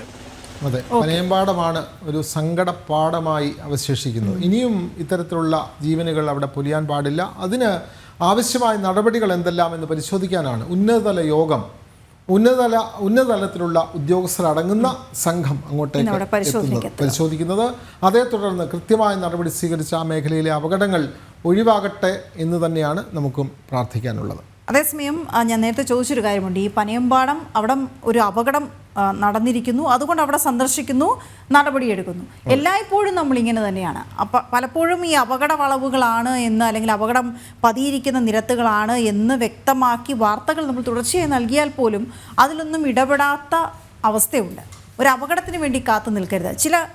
അങ്ങനെയുള്ള ചില സ്ഥലങ്ങൾ കൂടി ഇപ്പോൾ ഇവിടെ തന്നെ ഈ പ്രശ്നം പരിഹരിക്കാൻ 4 കുട്ടികളുടെ ജീവൻ നഷ്ടപ്പെടുത്തേണ്ട സാഹചര്യമാണ് വന്നത്. അതിനു മുമ്പേ ഈ പ്രശ്നങ്ങൾ പരിഹരിച്ചിരുന്നുവെങ്കിൽ പക്ഷേ ഇത്തരം വലിയ അപകടങ്ങൾ നമുക്ക് ഒഴിവാക്കാൻ കഴിയും. അങ്ങനെയുള്ള ചില ഇടങ്ങൾ കൂടി നമുക്ക് ചൂണ്ടിക്കാണിക്കാം. ഈ അപകടങ്ങൾ പതിയിരിക്കുന്നില്ല, വിദ്യാർത്ഥികൾക്കുൾപ്പെടെ അപകടക്കണിയായി തലസ്ഥാനത്തെ നിരത്തുകൾ. കഴക്കൂട്ടം കാരോട് ബൈപ്പാസിൽ തിരുവല്ലം ടോൾ ഗേറ്റിനും വാഴമുട്ടം ജംഗ്ഷനുമിടയിൽ അപകടങ്ങൾ വർദ്ധിക്കുകയാണ്. അപകടം ഒഴിവാക്കാൻ ബൈപ്പാസ് അധികൃതർ ടോൾ ഗേറ്റ് ഭാഗങ്ങളിൽ ലൈറ്റുകൾ സ്ഥാപിച്ചെങ്കിലും അമിത വേഗവും ശ്രദ്ധക്കുറവും ഒട്ടേറെ അപകടങ്ങളാണ് ദിനംപ്രതി ഉണ്ടാക്കുന്നത്.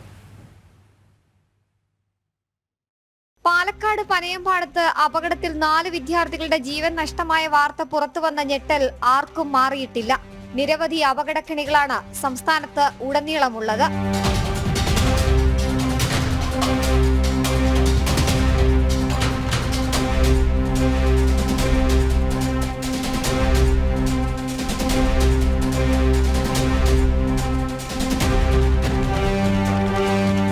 വ്യാപകമായി വാഹനാപകടങ്ങളുടെ എണ്ണം പെരുകുന്നത് വാർത്തയായി നിരന്തരം വരികയാണ്. ഇതിനിടയിലാണ് തിരുവനന്തപുരം തിരുവല്ലത്തെ ഈ അപകടക്കെണികളും വാർത്തയാകുന്നത്. തിരുവനന്തപുരം വാഴമുട്ടം തിരുവല്ലം റോഡിൽ വലിയ രീതിയിലുള്ള അപകടക്കെണിയാണ് കഴിഞ്ഞ കുറേ നാളുകളായുള്ളത്. പ്രതിദിനം നിരവധി പേരുടെ ജീവനുകളാണ് ഇവിടെ പൊലിയുന്നത്. കഴക്കൂട്ടം കാരോട് ബൈപ്പാസിൽ തിരുവല്ലം ടോൾ ഗേറ്റിനും വാഴമുട്ടം ജംഗ്ഷനുമിടയിൽ അപകടങ്ങൾ വർദ്ധിക്കുകയാണ്. വാഴമുട്ടത്ത് സ്കൂളടക്കം പ്രവർത്തിക്കുന്ന മേഖല ഇന്ന് അപകടങ്ങളുടെ കേന്ദ്രമാണ്. സ്കൂൾ മേഖലയിൽ വേണ്ട മുന്നറിയിപ്പോ ബോർഡുകളോ ഇവിടെയില്ല. അപകടം ഒഴിവാക്കാൻ ബൈപ്പാസ് അധികൃതർ ടോൾ ഗേറ്റ് ഭാഗങ്ങളിൽ ലൈറ്റുകൾ സ്ഥാപിച്ചെങ്കിലും നിരവധി അപകടങ്ങളാണ് ദിനംപ്രതി ഇവിടെ ഉണ്ടാകുന്നത്. നിരന്തരം അപകടങ്ങൾ ഉണ്ടായിട്ടും പോലീസ് വേണ്ടത്ര സുരക്ഷ ഒരുക്കുന്നില്ല എന്ന ആക്ഷേപവുമുണ്ട്.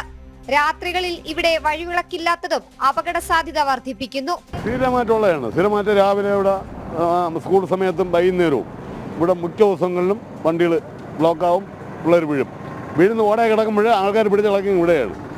ചവൂലുണ്ടാണ് കോരിയെടുത്തവരും രണ്ടുപേരാ തമിഴൻ്റെ വണ്ടി കയറി ഇറങ്ങി 2 പേര് ചവൂലുണ്ട് കോരിയെടുത്ത് അത്രയ്ക്ക് പൊടിഞ്ഞു.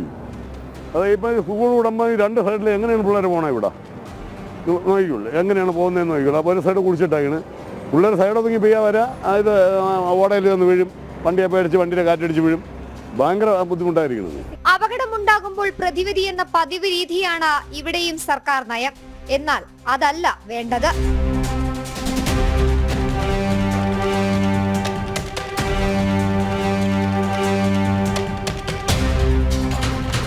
അപകടങ്ങൾ തുടർക്കഥയാകുമ്പോഴും ഇത്തരം മേഖലകളിൽ വേണ്ട സംവിധാനങ്ങൾ അധികൃതർ ഒരുക്കുന്നില്ല എന്നുള്ള പരാതിയാണ് ഈ ഘട്ടത്തിലും ഉയരുന്നത്. കഴിഞ്ഞ ദിവസം പാലക്കാട് കണ്ട ഏറ്റവും വലിയ ദുരന്തം തലസ്ഥാനത്ത് ആവർത്തിക്കുമോ എന്ന ആശങ്കയാണ് പ്രദേശവാസികൾക്കുമുള്ളത്. ഇനിയും അധികാരികൾ കൺതുറന്നേ മതിയാകൂ. നിരത്തുകളിൽ പൊലിയാനുള്ളതല്ല സാധാരണ മനുഷ്യരുടെ ജീവനുകൾ. ക്യാമറമാൻ അനീഷ് കാട്ടാക്കടയ്ക്കൊപ്പം എസ് ശാലിനി, ജനം, തിരുവനന്തപുരം. പത്തനംതിട്ടയിലേക്ക് വന്നാലും സമാനമായ പ്രശ്നങ്ങൾ അവിടെയുമുണ്ട്. ജീവനെടുക്കുന്ന അപകടക്കെണികൾ ഒളിഞ്ഞിരിക്കുന്ന റോഡുണ്ട് പത്തനംതിട്ടയിലും. പുനലൂർ മൂവാറ്റുപുഴ സംസ്ഥാന പാതയുടെ ജില്ലയിലൂടെ കടന്നു പോകുന്ന 45 കിലോമീറ്റർ ഭാഗത്ത് അപകടങ്ങൾ ഒഴിഞ്ഞ ദിവസങ്ങളില്ല. വളവുകൾ നിവർത്താതെയുള്ള റോഡിൻ്റെ അശാസ്ത്രീയമായ നിർമ്മാണമാണ് അപകടങ്ങൾ പതിവാക്കുന്നത്. ആവർത്തിക്കപ്പെടുന്ന അപകടങ്ങളാൽ ചോരക്കളമായി മാറിയ റോഡാണിത്. പുനലൂർ മൂവാറ്റുപുഴ സംസ്ഥാന പാത. അപകട പരമ്പരകൾ ഉണ്ടായപ്പോൾ നാട്ടുകാർ അധികൃതർക്ക് പരാതികൾ നൽകിയതിന് കണക്കില്ല. പക്ഷെ നടപടികളൊന്നും ഉണ്ടായില്ല. ഒരു വലിയ അപകടത്തിന് കാത്തു നിൽക്കും പോലെ അനങ്ങാപ്പാറ നയം തുടരുകയാണ് അധികൃതർ.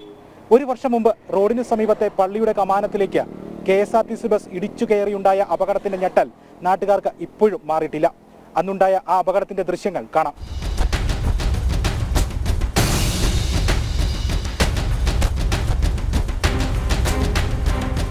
ഈ അപകടം നടന്ന പള്ളിപ്പടിയിൽ നിന്നും അല്പം മാറി കുമ്പഴ മല്ലശ്ശേരിയിലുണ്ടായ മറ്റൊരു അപകടത്തിന്റെ ദൃശ്യത്തിലേക്ക്.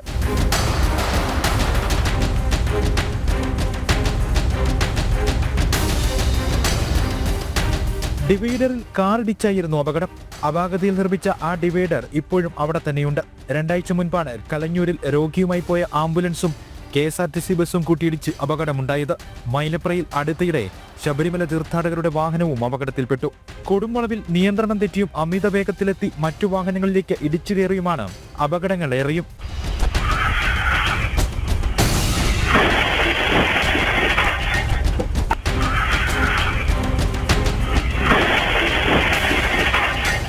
റോഡിന്റെ അലൈൻമെന്റിലടക്കം അശാസ്ത്രീയ നിർമ്മാണം നടന്നതിന്റെ ഫലമാണ് അപകട പരമ്പരയെന്ന് നാട്ടുകാർ പറയുന്നു. ഏകദേശം 14 മീറ്ററിന് ഉള്ളിലാണ് റോഡിന്റെ നിർമ്മാണം. നമുക്കറിയാം, ഒരു ഹൈവേ എന്ന് പറയുമ്പോൾ 14 മീറ്ററിനുള്ളിൽ എങ്ങനെ, അതും ദിനംപ്രതി വാഹനങ്ങൾ പെരുകുകയാണ്. അതുപോലെ തന്നെ അലൈൻമെന്റ് നമുക്കിവിടെ നിന്ന് കാണാൻ സാധിക്കും. അലൈൻമെന്റ് തന്നെ ഏകദേശം വ്യത്യാസമാണ്.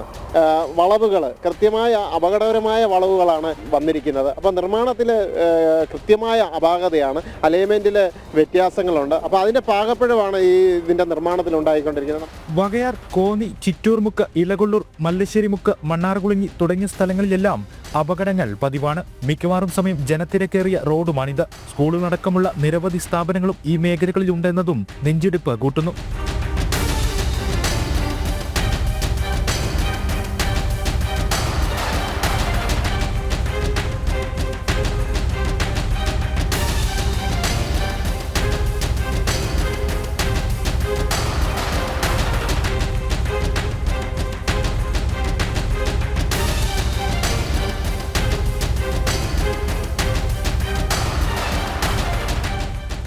ഇത്രയധികം വാഹനങ്ങൾ കടന്നു പോകാൻ പറ്റുന്ന റോഡിന്റെ വീതിയോ മറ്റുള്ള കാര്യങ്ങൾ തന്നെ ഈ റോഡിനില്ല. പിന്നെ ഈ പറഞ്ഞ റോഡിന്റെ വളവ് നിവൃത്തിയാണെന്നുണ്ടെങ്കിൽ ചെയ്തു, അല്ലെന്നുണ്ടെങ്കിൽ ഇപ്പോൾ ദൂരെ നിന്ന് ഡിസ്റ്റൻസിൽ ദൂരെ നിന്ന് വരുന്നൊരു വാഹനമാണെന്നുണ്ടെങ്കിൽ മറ്റൊരു വാഹനത്തെ എതിരെ വരുന്നൊരു വാഹനത്തിനെ കാണാൻ പറ്റുന്ന രീതിയിലല്ല ഇത് ചെയ്തിരിക്കുന്നത്. വളവുകൾ നൂത്തി ചെയ്യുമോ തന്നെ അങ്ങനെയുള്ള ഒരു കാര്യങ്ങളും തന്നെ ഇത് ചെയ്തിട്ടില്ല.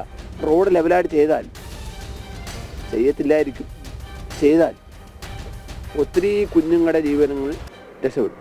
അപകട സൂചന ബോർഡുകളും വിളക്കുകളും പോലും ഈ പാതകളിൽ കാര്യമായില്ല. അപകടങ്ങൾ പതിവായ റോഡിന്റെ നിർമ്മാണ അപാകതകൾ പരിഹരിക്കാൻ അധികൃതർക്ക് എന്തേ വൈമുഖ്യം?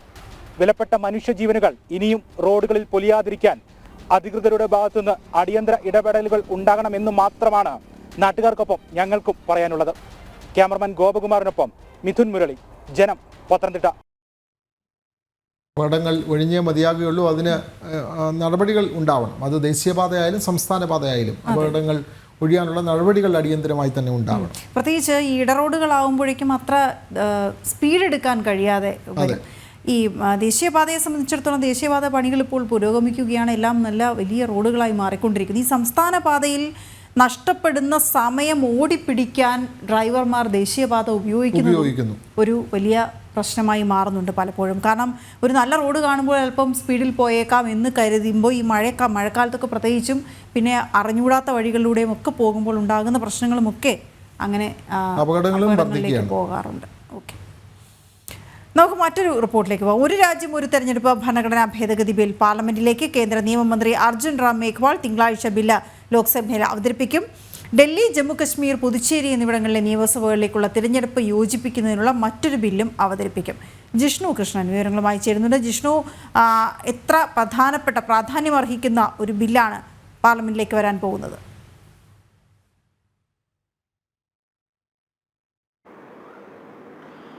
വീണ, നമസ്തേ. തീർച്ചയായും രാജ്യം കുറച്ചധികം കാലങ്ങളായി സജീവമായി ചർച്ച ചെയ്യുന്ന വിഷയമാണ് ഒരു രാഷ്ട്രം ഒരു തെരഞ്ഞെടുപ്പ് എന്നുള്ളത്. ലോക്സഭ, നിയമസഭ, തദ്ദേശ സ്വയംഭരണ സ്ഥാപനങ്ങളിലേക്കുള്ള തെരഞ്ഞെടുപ്പുകൾ ഒറ്റഘട്ടമായി നടത്തുക എന്ന ആശയത്തിൽ ഊന്നിക്കൊണ്ടുള്ള ഒരു രാഷ്ട്രം ഒരു തെരഞ്ഞെടുപ്പ്. അതിലിപ്പോൾ കേന്ദ്ര സർക്കാർ ആദ്യഘട്ടത്തിൽ ലോക്സഭ, നിയമസഭാ തെരഞ്ഞെടുപ്പുകൾ ഒറ്റഘട്ടമായി ഒരേ സമയം നടത്തുന്നതിനുള്ള ഭാഗമായാണ് അതിന്റെ ക്രമീകരണങ്ങളിലേക്ക് എത്തുന്നത്. അതുമായി ബന്ധപ്പെട്ട് ഏറ്റവും പ്രധാനപ്പെട്ട അപ്ഡേറ്റ്സ് എന്നുള്ളത് വിഷയം രാജ്യത്തിന്റെ നിയമനിർമ്മാണ സഭയിലേക്ക് എത്തുന്നു എന്നുള്ളതാണ്. പാർലമെന്റിൽ കേന്ദ്ര നിയമവകുപ്പ് കാര്യമന്ത്രി അർജുൻ റാം മെഘ്വാൾ തിങ്കളാഴ്ച ഈ ഒരു രാജ്യം ഒരു തെരഞ്ഞെടുപ്പുമായി ബന്ധപ്പെട്ട 2 ബില്ലുകൾ അവതരിപ്പിക്കും. ഈ ഒരേ സമയം തന്നെ ലോക്സഭ, നിയമസഭാ തെരഞ്ഞെടുപ്പുകൾ നടത്തുന്നതിന് ഒരു രാജ്യം ഒരു തെരഞ്ഞെടുപ്പ് എന്നുള്ളതിനുള്ള ഭരണഘടനാ ഭേദഗതി വരുത്തുന്നതിനുള്ള ബില്ലും ഒപ്പം കേന്ദ്രഭരണ പ്രദേശങ്ങളിൽ തെരഞ്ഞെടുപ്പ് യോജിപ്പിക്കുന്നതിനുള്ള ബില്ലുമാണ് അവതരിപ്പിക്കുക. അതിൽ ഈ government of union territory act 1963 ഒപ്പം government of national capital territory of Delhi act 1991 കൂടാതെ Jammu and Kashmir reorganisation act 2019 ഈ 3 ആക്ടുകളും ഭേദഗതി ചെയ്യുന്നതിനുള്ള പ്രത്യേക ബില്ല് അവതരിപ്പിക്കും. ഒപ്പം ഈ ഭേദഗതികൾ കൊണ്ടുവരുന്നതിന്, ഭരണഘടനാ ഭേദഗതികൾ കൊണ്ടുവരുന്നതിന്, ഒരു രാജ്യം ഒരു തെരഞ്ഞെടുപ്പ് എന്ന ആശയത്തിന് വേണ്ടി ഭരണഘടനാ ഭേദഗതി കൊണ്ടുവരുന്നതിനുള്ള പ്രധാനപ്പെട്ട ബില്ലും അർജുൻ റാം മേഘ്വാൾ അവതരിപ്പിക്കും എന്നാണ് ഇപ്പോൾ അറിയിച്ചിട്ടുള്ളത്. ഏറെ നിർണായകമായ ബില്ല്. അതിനെ പാർലമെന്റിന്റെ തുടർ നടപടികൾ എന്തായിരിക്കും എന്നുള്ളത് ഏറെ നിർണായകമായിരിക്കും. കാരണം ഒരു രാജ്യം ഒരു തെരഞ്ഞെടുപ്പ് എന്നുള്ളത് BJPയുടെ പ്രഖ്യാപിത നിലപാടായിരുന്നു. കഴിഞ്ഞ ലോക്സഭാ തെരഞ്ഞെടുപ്പുകളിൽ BJP ജനങ്ങൾക്ക് നൽകിയ വാഗ്ദാനവുമാണ്. അതിന് പ്രധാനമായും പ്രധാനമന്ത്രി നരേന്ദ്രമോദി ഉൾപ്പെടെയുള്ള BJP നേതാക്കൾ, ഒപ്പം രാജ്യത്തിന്റെ ഭരണ നേതൃത്വം നിർവഹിക്കുന്ന ആളുകൾ ജനങ്ങൾക്ക് മുൻപിലേക്ക് വയ്ക്കുന്ന പ്രധാനപ്പെട്ട കാരണങ്ങളൊന്ന് വേഗത്തിൽ പരിശോധിക്കുമ്പോൾ ഏറ്റവും പ്രധാനം ഭാരിച്ച സാമ്പത്തിക ചുമതല തന്നെയാണ്. അത് രാജ്യത്ത് വിവിധ ഘട്ടങ്ങളിലായി തെരഞ്ഞെടുപ്പ് നടക്കുമ്പോൾ വലിയ സാമ്പത്തിക നഷ്ടം രാജ്യത്ത് സംഭവിക്കുന്നുണ്ട്. ലോക്സഭ നിയമസഭാ തെരഞ്ഞെടുപ്പുകൾ ഏകീകരിച്ച് ഒരു സമയമായി നടക്കുമ്പോൾ അതിൽ വലിയ സാമ്പത്തിക മിച്ചം വരുത്താൻ സാധിക്കും. അതിനുമപ്പുറത്തേക്ക് സുരക്ഷാ ഉദ്യോഗസ്ഥരുടെയും സർക്കാർ ഉദ്യോഗസ്ഥരുടെയും ചുമതലകളാണ്. തെരഞ്ഞെടുപ്പിന് വേണ്ടി അവർക്ക് അധിക ചുമതലകൾ നൽകേണ്ടി വരുന്നു. മൂന്നാമത്തെ കാര്യം എന്നുള്ളത് തെരഞ്ഞെടുപ്പ് പെരുമാറ്റച്ചട്ടം വിവിധ കാലഘട്ടങ്ങളിൽ നിലവിൽ വരുന്നത് വികസന ജനക്ഷേമ പദ്ധതികളുടെ നടത്തിപ്പിനെ കാര്യമായി ബാധിക്കുന്നു. തെരഞ്ഞെടുപ്പ് പെരുമാറ്റച്ചട്ടം നിലവിൽ വന്നു കഴിഞ്ഞാൽ പിന്നീട് ഈ വികസന ജനക്ഷേമ പദ്ധതികൾ നടത്തുന്നതിനുള്ള ബുദ്ധിമുട്ടുകൾ നിയമപരമായി ഉണ്ട്. അതുകൊണ്ട് ഈ മൂന്ന് കാര്യങ്ങൾ ചൂണ്ടിക്കാട്ടി ഒരു രാഷ്ട്രം ഒരു തെരഞ്ഞെടുപ്പ് രാജ്യത്തിന് അനിവാര്യമാണ് എന്നുള്ളതാണ് ഭരണ നേതൃത്വം വ്യക്തമാക്കിയത്. അതുമായി ബന്ധപ്പെട്ട് മുൻ രാഷ്ട്രപതി രാംനാഥ് കോവിന്ദിന്റെ നേതൃത്വത്തിൽ പ്രത്യേക സമിതിയെ മോദി സർക്കാർ നിയോഗിച്ചിരുന്നു. ആ സമിതി വിശദമായുള്ള പരിശോധന, രാജ്യത്ത് പൊതുജനങ്ങളുമായുള്ള കൂടിക്കാഴ്ചകൾ, അവരുടെ നിർദ്ദേശങ്ങൾ, നിയമതലത്തിൽ എന്തെല്ലാം മാറ്റങ്ങൾ ഇതുമായി ബന്ധപ്പെട്ട് വേണ്ടിവരും, എന്തെല്ലാം ഭരണ ഭേദഗതികൾ കൊണ്ടുവരേണ്ടതുണ്ട്, എങ്ങനെയാണത് നടപ്പാക്കേണ്ടത്, ക്രമീകരണങ്ങൾ എത്തരത്തിലായിരിക്കണം. കാരണം നിയമസഭകളുടെയും ലോക്സഭകളുടെയും തെരഞ്ഞെടുപ്പുകൾ നടത്തുമ്പോൾ അതിന്റെ കാലാവധി, ഓരോ നിയമസഭയുടെയും കാലാവധി എങ്ങനെ ഏകീകരിക്കണം എന്നത് സംബന്ധിച്ച് വിശദമായ പഠനം മുൻ രാഷ്ട്രപതി രാംനാഥ് കോവിന്ദിന്റെ നേതൃത്വത്തിലുള്ള സമിതി പരിശോധിച്ചിരുന്നു. ആ സമിതി റിപ്പോർട്ട് സർക്കാരിന് സമർപ്പിച്ചു. കഴിഞ്ഞ ദിവസം കേന്ദ്ര മന്ത്രിസഭാ യോഗം ഈ രാംനാഥ് കമ്മിറ്റിയുടെ നിർദ്ദേശങ്ങൾ, ശുപാർശകൾ, ആ റിപ്പോർട്ടിന് അംഗീകാരം നൽകിയിരിക്കുകയായിരുന്നു. അതിനുശേഷം തന്നെ ഉടൻ തന്നെ പാർലമെന്റിലേക്ക് ആ ബില്ലെത്തുമെന്ന റിപ്പോർട്ട് ഉണ്ടായിരുന്നെങ്കിൽ ഇപ്പോൾ വ്യക്തമാക്കിയിരിക്കുന്നത് തിങ്കളാഴ്ച കേന്ദ്ര നിയമവകുപ്പ് മന്ത്രി അർജുൻ റാം മേഘ്വാൾ ഒരു രാജ്യം ഒരു തെരഞ്ഞെടുപ്പുമായി ബന്ധപ്പെട്ട സുപ്രധാനമായ ബില്ല് ലോക്സഭയിൽ അവതരിപ്പിക്കും എന്നുള്ളതാണ്. ഈ രാംനാഥ് കോവിന്ദ് കമ്മിറ്റി റിപ്പോർട്ട് നൽകിയത്, അതിൽ ശുപാർശകൾ തന്നെ ഏകദേശം 6 ഭേദഗതികൾ, 6 ഭരണഘടനാ ഭേദഗതികൾ ഈ ഒരു ആശയം രാജ്യത്ത് നടപ്പിലാക്കുന്നതിന് വേണ്ടിവരും എന്നുള്ളതാണ് രാംനാഥ് കോവിന്ദ് കമ്മിറ്റി റിപ്പോർട്ട് നൽകിയിട്ടുള്ളത്. വിശദമായ റിപ്പോർട്ട് പരിശോധിക്കുമ്പോൾ അതിൽ ഏറ്റവും പ്രധാനമായി എടുത്തു പറയുന്നത് ഭരണഘടനാ ഭേദഗതികൾ കൊണ്ടുവന്നതുകൊണ്ട് ഈ തെരഞ്ഞെടുപ്പുകൾ ഏകീകരിക്കണം. അതിനായി സംസ്ഥാന നിയമസഭകളുടെ കാലാവധികൾ ഏകീകരിക്കേണ്ടതുണ്ട്. അതിനായി പ്രത്യേകം ക്രമീകരണങ്ങൾ നടത്തണം. ഒപ്പം അതിനുശേഷം തദ്ദേശ തെരഞ്ഞെടുപ്പുമായി ബന്ധപ്പെട്ട തെരഞ്ഞെടുപ്പിലേക്ക് കടക്കാം എന്നുള്ളതാണ് കമ്മിറ്റിയും റിപ്പോർട്ട് നൽകിയത്. അതുകൊണ്ട് ആദ്യഘട്ടത്തിൽ ലോക്സഭ നിയമസഭാ തെരഞ്ഞെടുപ്പുകൾ ഒറ്റഘട്ടമായി നടത്തുന്നതിനായിരിക്കും പ്രാധാന്യം നൽകുന്നത്. നേരത്തെ രാജ്യത്ത് സ്വാതന്ത്ര്യത്തിന് ശേഷമുള്ള തെരഞ്ഞെടുപ്പ് ചരിത്രം പരിശോധിക്കുമ്പോൾ തുടക്കത്തിൽ 1952 മുതൽ ഏകദേശം 67 വരെ ലോക്സഭാ നിയമസഭാ തെരഞ്ഞെടുപ്പുകൾ ഒറ്റഘട്ടമായി തന്നെയായിരുന്നു, അല്ലെങ്കിൽ ഒരുമിച്ച് തന്നെയായിരുന്നു നടന്നിരുന്നത്. പിന്നീട് വിവിധ കാരണങ്ങൾ കൊണ്ട് നിയമസഭകളുടെ കാലാവധി തികയ്ക്കാതെ പരാജയപ്പെട്ടത് അല്ലെങ്കിൽ വീണുപോയതിന്റെ അടിസ്ഥാനത്തിലോ അല്ലെങ്കിൽ വിവിധ കാരണങ്ങൾ കൊണ്ട് പുതിയ നിയമസഭകൾ രൂപീകരിച്ചതിന്, പുതിയ സംസ്ഥാനങ്ങൾ രൂപീകരിച്ച കാര്യങ്ങൾ, അത്തരത്തിൽ വിവിധ കാരണങ്ങൾ കൊണ്ടായിരുന്നു പിന്നീട് തെരഞ്ഞെടുപ്പുകൾ വിവിധ സമയങ്ങളിലാവുകയും ഇപ്പോൾ പരിശോധിക്കുമ്പോൾ എല്ലാ വർഷങ്ങളിലും നിയമസഭാ തെരഞ്ഞെടുപ്പുകൾ നടക്കുന്നു. ഓരോ സംസ്ഥാനങ്ങളിലായി വിവിധ കാലഘട്ടങ്ങളിൽ തെരഞ്ഞെടുപ്പ് നടക്കുന്നു. 5 വർഷം കൂടുമ്പോഴുള്ള ലോക്സഭാ തെരഞ്ഞെടുപ്പ്, അതിന്റെ ഭാരിച്ച സാമ്പത്തിക ചുമതല, ഉദ്യോഗസ്ഥരുടെ വിന്യാസം, ഒപ്പം വിവിധ ഘട്ടങ്ങളിൽ തെരഞ്ഞെടുപ്പ് പെരുമാറ്റച്ചട്ടം നിലവിൽ വരുന്നതുകൊണ്ട് ജനക്ഷേമ വികസന പദ്ധതികൾക്ക് ഉണ്ടാകുന്ന തടസ്സം, ഇവയെല്ലാം ചൂണ്ടിക്കാട്ടിക്കൊണ്ടാണ് ഒരു രാഷ്ട്രം ഒരു തെരഞ്ഞെടുപ്പ് എന്ന ആശയത്തിലേക്ക് ഭാരതം വീണ്ടും കാൽവെക്കുന്നത്. മുൻപ് സ്വാതന്ത്ര്യാനന്തര തെരഞ്ഞെടുപ്പ് ചരിത്രം പരിശോധിക്കുമ്പോൾ അത്തരത്തിൽ തന്നെയായിരുന്നു രാജ്യത്ത് തെരഞ്ഞെടുപ്പ് നടന്നിരുന്നെങ്കിൽ വീണ്ടും ആ ഒരു ഘട്ടത്തിലേക്ക്, ആ ഒരു ക്രമീകരണത്തിലേക്ക് രാജ്യം തിരിച്ചു പോവുകയാണ്. അതിനുള്ള ആദ്യ പടി എന്നുള്ള രീതിയിലാണ് പാർലമെന്റിലേക്ക്, അതിന്റെ ഭേദഗതിക്കുള്ള ആദ്യപടി എന്നുള്ള രീതിയിലാണ്. കാരണം കൂടിയാലോചനകൾ കഴിഞ്ഞ കുറച്ചധികം കാലങ്ങളായി നടക്കുകയാണ്. ഭാരതം കുറച്ചധികം കാലങ്ങളായി ഈ വിഷയം സജീവമായി ചർച്ച ചെയ്യുന്നു. നിയമനിർമ്മാണ സഭയിലേക്ക് വിഷയം എത്തുന്നു. തിങ്കളാഴ്ച കേന്ദ്ര നിയമകാര്യ വകുപ്പ് മന്ത്രി അത് അവതരിപ്പിക്കും. അതിനുശേഷം എന്തായിരിക്കും നടപടി എന്നുള്ളതാണ്. കാരണം ഇത് ഭരണഘടനാ ഭേദഗതി കൊണ്ടുവരുന്നതിന് 2/3 ഭൂരിപക്ഷം ആവശ്യമാണ്. അത്തരത്തിൽ അത് പാസ്സാക്കുന്നതിന് എന്ത് ക്രമീകരണം സർക്കാർ കൊണ്ടുവരും, ഒപ്പം ആ ഒരു വിഷയം ബില്ല് ലോക്സഭയിൽ അവതരിപ്പിച്ചതിന് ശേഷം അത് സംയുക്ത പാർലമെന്ററി കമ്മിറ്റിക്ക് വിടുമോ എന്നുള്ള ചോദ്യങ്ങൾ ബാക്കിയാണ്. അത് ഏത് രീതിയിലാകും എന്നുള്ളത് തിങ്കളാഴ്ച കണ്ടറിയണം. രാജ്യത്ത് പുതിയ നിയമം വരുന്നു. എല്ലാ തെരഞ്ഞെടുപ്പും ഇപ്പോൾ നേരത്തെ ജിഷ്ണുകൃഷ്ണൻ പറഞ്ഞ പോലെ ഇപ്പോൾ എല്ലാ വർഷവും തെരഞ്ഞെടുപ്പുകൾ നടക്കുകയാണ് ഓരോ നിയമസഭയിലേക്കും. അത് മാറി എല്ലാ തെരഞ്ഞെടുപ്പുകളും ഒന്നിച്ച് നടത്താനുള്ള ബിൽ ലോക്സഭയിലേക്ക് വരുന്നു. ഇനി നമുക്ക് അന്താരാഷ്ട്ര വാർത്തകളിലേക്ക് ഒന്ന് പോകാം. ബന്ദികളുടെ മോചനത്തിനായി നടത്തുന്ന ശ്രമങ്ങളോട് ഹമാസ് സഹകരിക്കുന്നില്ല എന്ന് US സുരക്ഷാ ഉപദേഷ്ടാവ് ജെയ്ക്ക് സള്ളിവൻ. ബന്ദികളുടെ പേരുവിവരങ്ങൾ പോലും നൽകാൻ ഹമാസ് തയ്യാറാവുന്നില്ല. പല ഘട്ടങ്ങളായുള്ള ബന്ദികളുടെ മോചനമാണ് അമേരിക്ക മുന്നോട്ട് വെക്കുന്നത്. 3 ഘട്ടമായി ബന്ദികളുടെ മോചനം ഉറപ്പാക്കുക എന്നതാണ് ഇസ്രായേൽ നിർദ്ദേശവും. എന്നാൽ ഹമാസിൻ്റെ സഹകരണം കുറവാണെന്നും സള്ളിവൻ പറയുന്നു. വിവരങ്ങളുമായി ഐസൺ ജോസ് ചേരുന്നു. ഐസൺ, ഈ ഹമാസ് കൃത്യമായി ഇക്കാര്യങ്ങൾ പാലിക്കുന്നില്ല എന്നുള്ളത് തന്നെയാണല്ലോ US-ൻ്റെ ആക്ഷേപം. അതായത് ബന്ദികളുടെ മോചനത്തിനായി നടത്തുന്ന ശ്രമങ്ങളോട് ഹമാസ് മുഖം തിരിച്ചു നിൽക്കുന്നു. അത് US സുരക്ഷാ ഉപദേഷ്ടാവ് വ്യക്തമായി പറയുന്നു. ഇവരുടെ പേരുവിവരങ്ങൾ പോലും ഹമാസ് നൽകുന്നില്ല. കൂടുതൽ വിവരങ്ങൾ. വിനോദ്, അത്തരത്തിലൊരു ശക്തമായ ആരോപണം തന്നെയാണ് ഇപ്പോൾ ജെയ്ക്ക് സള്ളിവൻ്റെ ഭാഗത്ത് നിന്നുണ്ടായിരിക്കുന്നത്. നമുക്കറിയാവുന്നതാണ്, ഈ മീഡിയേഷനിലുണ്ടായിരുന്ന തുടക്കത്തിൽ തന്നെ മീഡിയേഷനിലുണ്ടായിരുന്ന ഖത്തർ ഇതേ കാരണം പറഞ്ഞാണ് മീഡിയേഷൻ, അതായത് മധ്യസ്ഥ ജോലിയിൽ നിന്നും മധ്യസ്ഥ ഉത്തരവാദിത്തത്തിൽ നിന്നും പിന്തിരിയുകയും ചെയ്തത്. പിന്നീട് അല്പം 2 ദിവസങ്ങൾക്കും ഏതാണ്ട് ഒരാഴ്ച മുമ്പ് ഖത്തർ കൃത്യമായും വിഷയത്തിൽ ഇടപെടാനുള്ള നീക്കങ്ങൾ നടത്തുകയും ദോഹയിലേക്ക് ഹമാസിൻ്റെ പ്രതിനിധികളെ വിളിച്ചു വരുത്തുകയും ഒക്കെ ചെയ്തു. ഈജിപ്തുമായി ചേർന്ന് പ്രവർത്തനം, നേരത്തെ ഈജിപ്തും ഖത്തറുമായി തുടർന്ന ആ സംവിധാനം വീണ്ടും തുടരുകയും ചെയ്തു. ഈ പശ്ചാത്തലത്തിലാണ് പല രീതിയിലുള്ള നീക്കങ്ങൾ അന്താരാഷ്ട്ര തലത്തിൽ ഉണ്ടാവുകയും ചെയ്തത്. അന്താരാഷ്ട്ര തലത്തിൽ നിരവധിയായ നീക്കങ്ങൾ ഉണ്ടായതിൻ്റെ ഒരു ഭാഗം കൂടിയായാണ് ഈ അടിയന്തരമായൊരു മുന്നേറ്റം അല്ലെങ്കിൽ അടിയന്തരമായൊരു നീക്കം വളരെ കൃത്യമായി ഈ ഈജിപ്തിൻ്റെ ഭാഗത്തു നിന്നും ഖത്തറിൻ്റെ ഭാഗത്തു നിന്നും ഉണ്ടായത്. ഖത്തർ പ്രധാനമന്ത്രിയെല്ലാം തന്നെ ഇക്കാര്യം വളരെ കൃത്യമായി പറയുന്ന സാഹചര്യം പോലും ഉണ്ടായിരുന്നു. ഈ നീക്കത്തിന് തുടർച്ചയായാണ് US സുരക്ഷാ ഉപദേഷ്ടാവ് ഈ പ്രദേശങ്ങളെല്ലാം സന്ദർശിക്കുകയും ഹമാസിൻ്റെ നേതാക്കളുമായി ചർച്ച ചെയ്യുകയും ഒക്കെ ചെയ്യുന്ന ഒരു സാഹചര്യം ഉണ്ടായത്. പക്ഷേ ഹമാസ് നേതാക്കളുടെ നിലപാട് ഗൗരവതരമാണ് എന്നല്ലെങ്കിൽ മീഡിയേറ്റേഴ്സിൻ്റെ നിലപാട് ഗൗരവമുള്ളൊരു വിഷയമാണ് എന്നാണ് അദ്ദേഹം പറഞ്ഞത്. പക്ഷേ വളരെ തന്ത്രപരമായ ഒരു അവതരണമാണ് അദ്ദേഹം നടത്തിയിരിക്കുന്നത് എങ്കിൽ കൂടി അതിൽ നിന്നും വായിച്ചെടുക്കാവുന്ന ഒരു കൃത്യമായ മറുപടി ഉള്ളത് ഈ ഹമാസ് ബന്ദികളുടെ മോചനത്തിനായി യാതൊരു നീക്കങ്ങളും നടത്തുന്നില്ല, അല്ലെങ്കിൽ ആ നീക്കങ്ങൾക്ക് അനുകൂലമായ പ്രതികരണങ്ങൾ നടത്തുന്നില്ല എന്നൊരു സൂചന തന്നെയാണ് അതിൽ നിന്നും വായിച്ചെടുക്കാൻ സാധിക്കുന്നത്. അത്തരത്തിൽ അനുകൂലമായ പ്രതികരണങ്ങളൊന്നും തന്നെ ഉണ്ടാകുന്നില്ല എന്നത് ആ പ്രവർത്തനങ്ങളിൽ നിന്നെല്ലാം തന്നെ മനസ്സിലാക്കാൻ സാധിക്കുന്നുണ്ട്. 100ഓളം ബന്ദികളാണ് ഇപ്പോൾ ഉള്ളത്. ഇതിൽ ചിലരുടെ വീഡിയോ പുറത്തുവിടുക, അത്തരത്തിലുള്ള നീക്കങ്ങളെല്ലാം തന്നെ ഹമാസ് നടത്തുന്നുണ്ട് എങ്കിൽ കൂടി ഈ 100ഓളം ബന്ദികൾ ആരൊക്കെ, അതിൽ 2 പേരുടെ പേര് മാത്രമാണ് നമുക്കിപ്പോൾ നിലവിൽ പുറത്തു വന്നിട്ടുള്ളത്. ബാക്കിയുള്ളവരുടെ പേരുകളും വിവരങ്ങളും അവരുടെ ആരോഗ്യസ്ഥിതിയും സംബന്ധിച്ച ഒരു വിവരങ്ങളും കൈമാറാൻ തയ്യാറാകുന്നില്ല. നേരത്തെ ഇസ്രായേൽ മുന്നോട്ട് വെച്ചിരിക്കുന്ന ഒരു ആവശ്യം എന്ന് പറയുന്നത് 3 ഘട്ടമായി, അതായത് 3-1 ബന്ദികളെ വിട്ടയക്കുക, സ്വാഭാവികമായും അതിനനുസരിച്ച് വെടിനിർത്തലും സേനാ പിന്മാറ്റവും അത്തരത്തിലുള്ള നീക്കങ്ങളെല്ലാം തന്നെ അവരുടെ ഭാഗത്തു നിന്നുണ്ടാവുക, അങ്ങനെ ഒരു നീക്കമാണ് ഉണ്ടായിരുന്നത്. പക്ഷേ അത്തരത്തിൽ ബന്ദികളെ വിട്ടുകൊടുത്തതിന് ശേഷം ഇസ്രായേൽ ആക്രമണം ശക്തമാക്കുമോ എന്നൊരു ഭീതി ഹമാസിനുണ്ട് എന്നത് ഒരു വശത്ത് നിലനിൽക്കുന്നു. അത് സംബന്ധിച്ച ധാരണകൾ ഉണ്ടാകണമെന്നൊരു ആവശ്യം ഹമാസ് മുന്നോട്ട് വെച്ചിട്ടില്ല എന്നത് മറ്റൊരു ഗൗരവതരമായ വിഷയമാണ്. അത്തരത്തിൽ എന്തെങ്കിലും ഒരു ട്രീറ്റിയിലൂടെ കാര്യങ്ങൾ നീക്കുക എന്നത് ഹമാസിൻ്റെ ഭാഗത്തു നിന്നൊരു നീക്കമായി ഇതുവരെ ഉണ്ടായിട്ടുമില്ല. അതുകൊണ്ട് തന്നെ ഗൗരവതരമായൊരു വിഷയമായി തന്നെയാണ് ഇക്കാര്യങ്ങൾ നിലനിൽക്കുന്നത്. വരാനിരിക്കുന്ന, അതായത് ജനുവരി 20-ന് മുമ്പ് ബന്ദികളുടെ മോചന കാര്യത്തിൽ അന്തിമ തീരുമാനമെടുക്കണമെന്ന് ഹമാസിനെ മുൻ നിയുക്ത അമേരിക്കൻ പ്രസിഡന്റ് നിർദ്ദേശം നൽകുകയും അല്ലെങ്കിൽ ഒരു അന്ത്യശാസനം നൽകുകയും ചെയ്തിരുന്നു. ഈ ട്രംപിൻ്റെ അന്ത്യശാസനം ഒരർത്ഥത്തിലും അംഗീകരിക്കില്ല എന്ന നിലപാടിലേക്കാണോ ഹമാസ് പോകുന്നത് എന്ന് സംശയിക്കുന്ന ഒരു സാഹചര്യമാണ് ഇപ്പോൾ ഉണ്ടായിക്കൊണ്ടിരിക്കുന്നത്. തീർച്ചയായും ഭരണം മാറണം. നിലവിലെ ഭരണകൂടത്തിൻ്റെ ഭാഗമായ ജെയ്ക്ക് സള്ളിവനാണ് ഇപ്പോൾ ഉള്ളത്.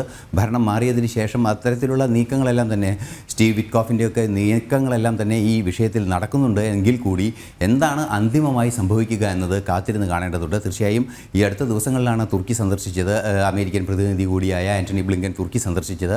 അതുപോലുള്ള നിരവധിയായ നീക്കങ്ങൾ നടക്കുന്നുണ്ട്. ഇതിൻ്റെ എല്ലാം പശ്ചാത്തലത്തിൽ കൂടി പരിശോധിക്കേണ്ടതുണ്ട് ഈ സംഭവ വികാസങ്ങൾ എന്നാണ് അന്താരാഷ്ട്ര നിരീക്ഷകരെല്ലാം തന്നെ ചൂണ്ടിക്കാണിക്കുന്നത്. തീർച്ചയായും ബന്ദികളുടെ മോചനത്തിനായി നടത്തുന്ന ശ്രമങ്ങളോട് ഹമാസ് സഹകരിക്കുന്നില്ല എന്ന US സുരക്ഷാ ഉപദേഷ്ടാവ് ജെയ്ക്ക് സള്ളിവൻ കൃത്യമായി പറയുന്നു.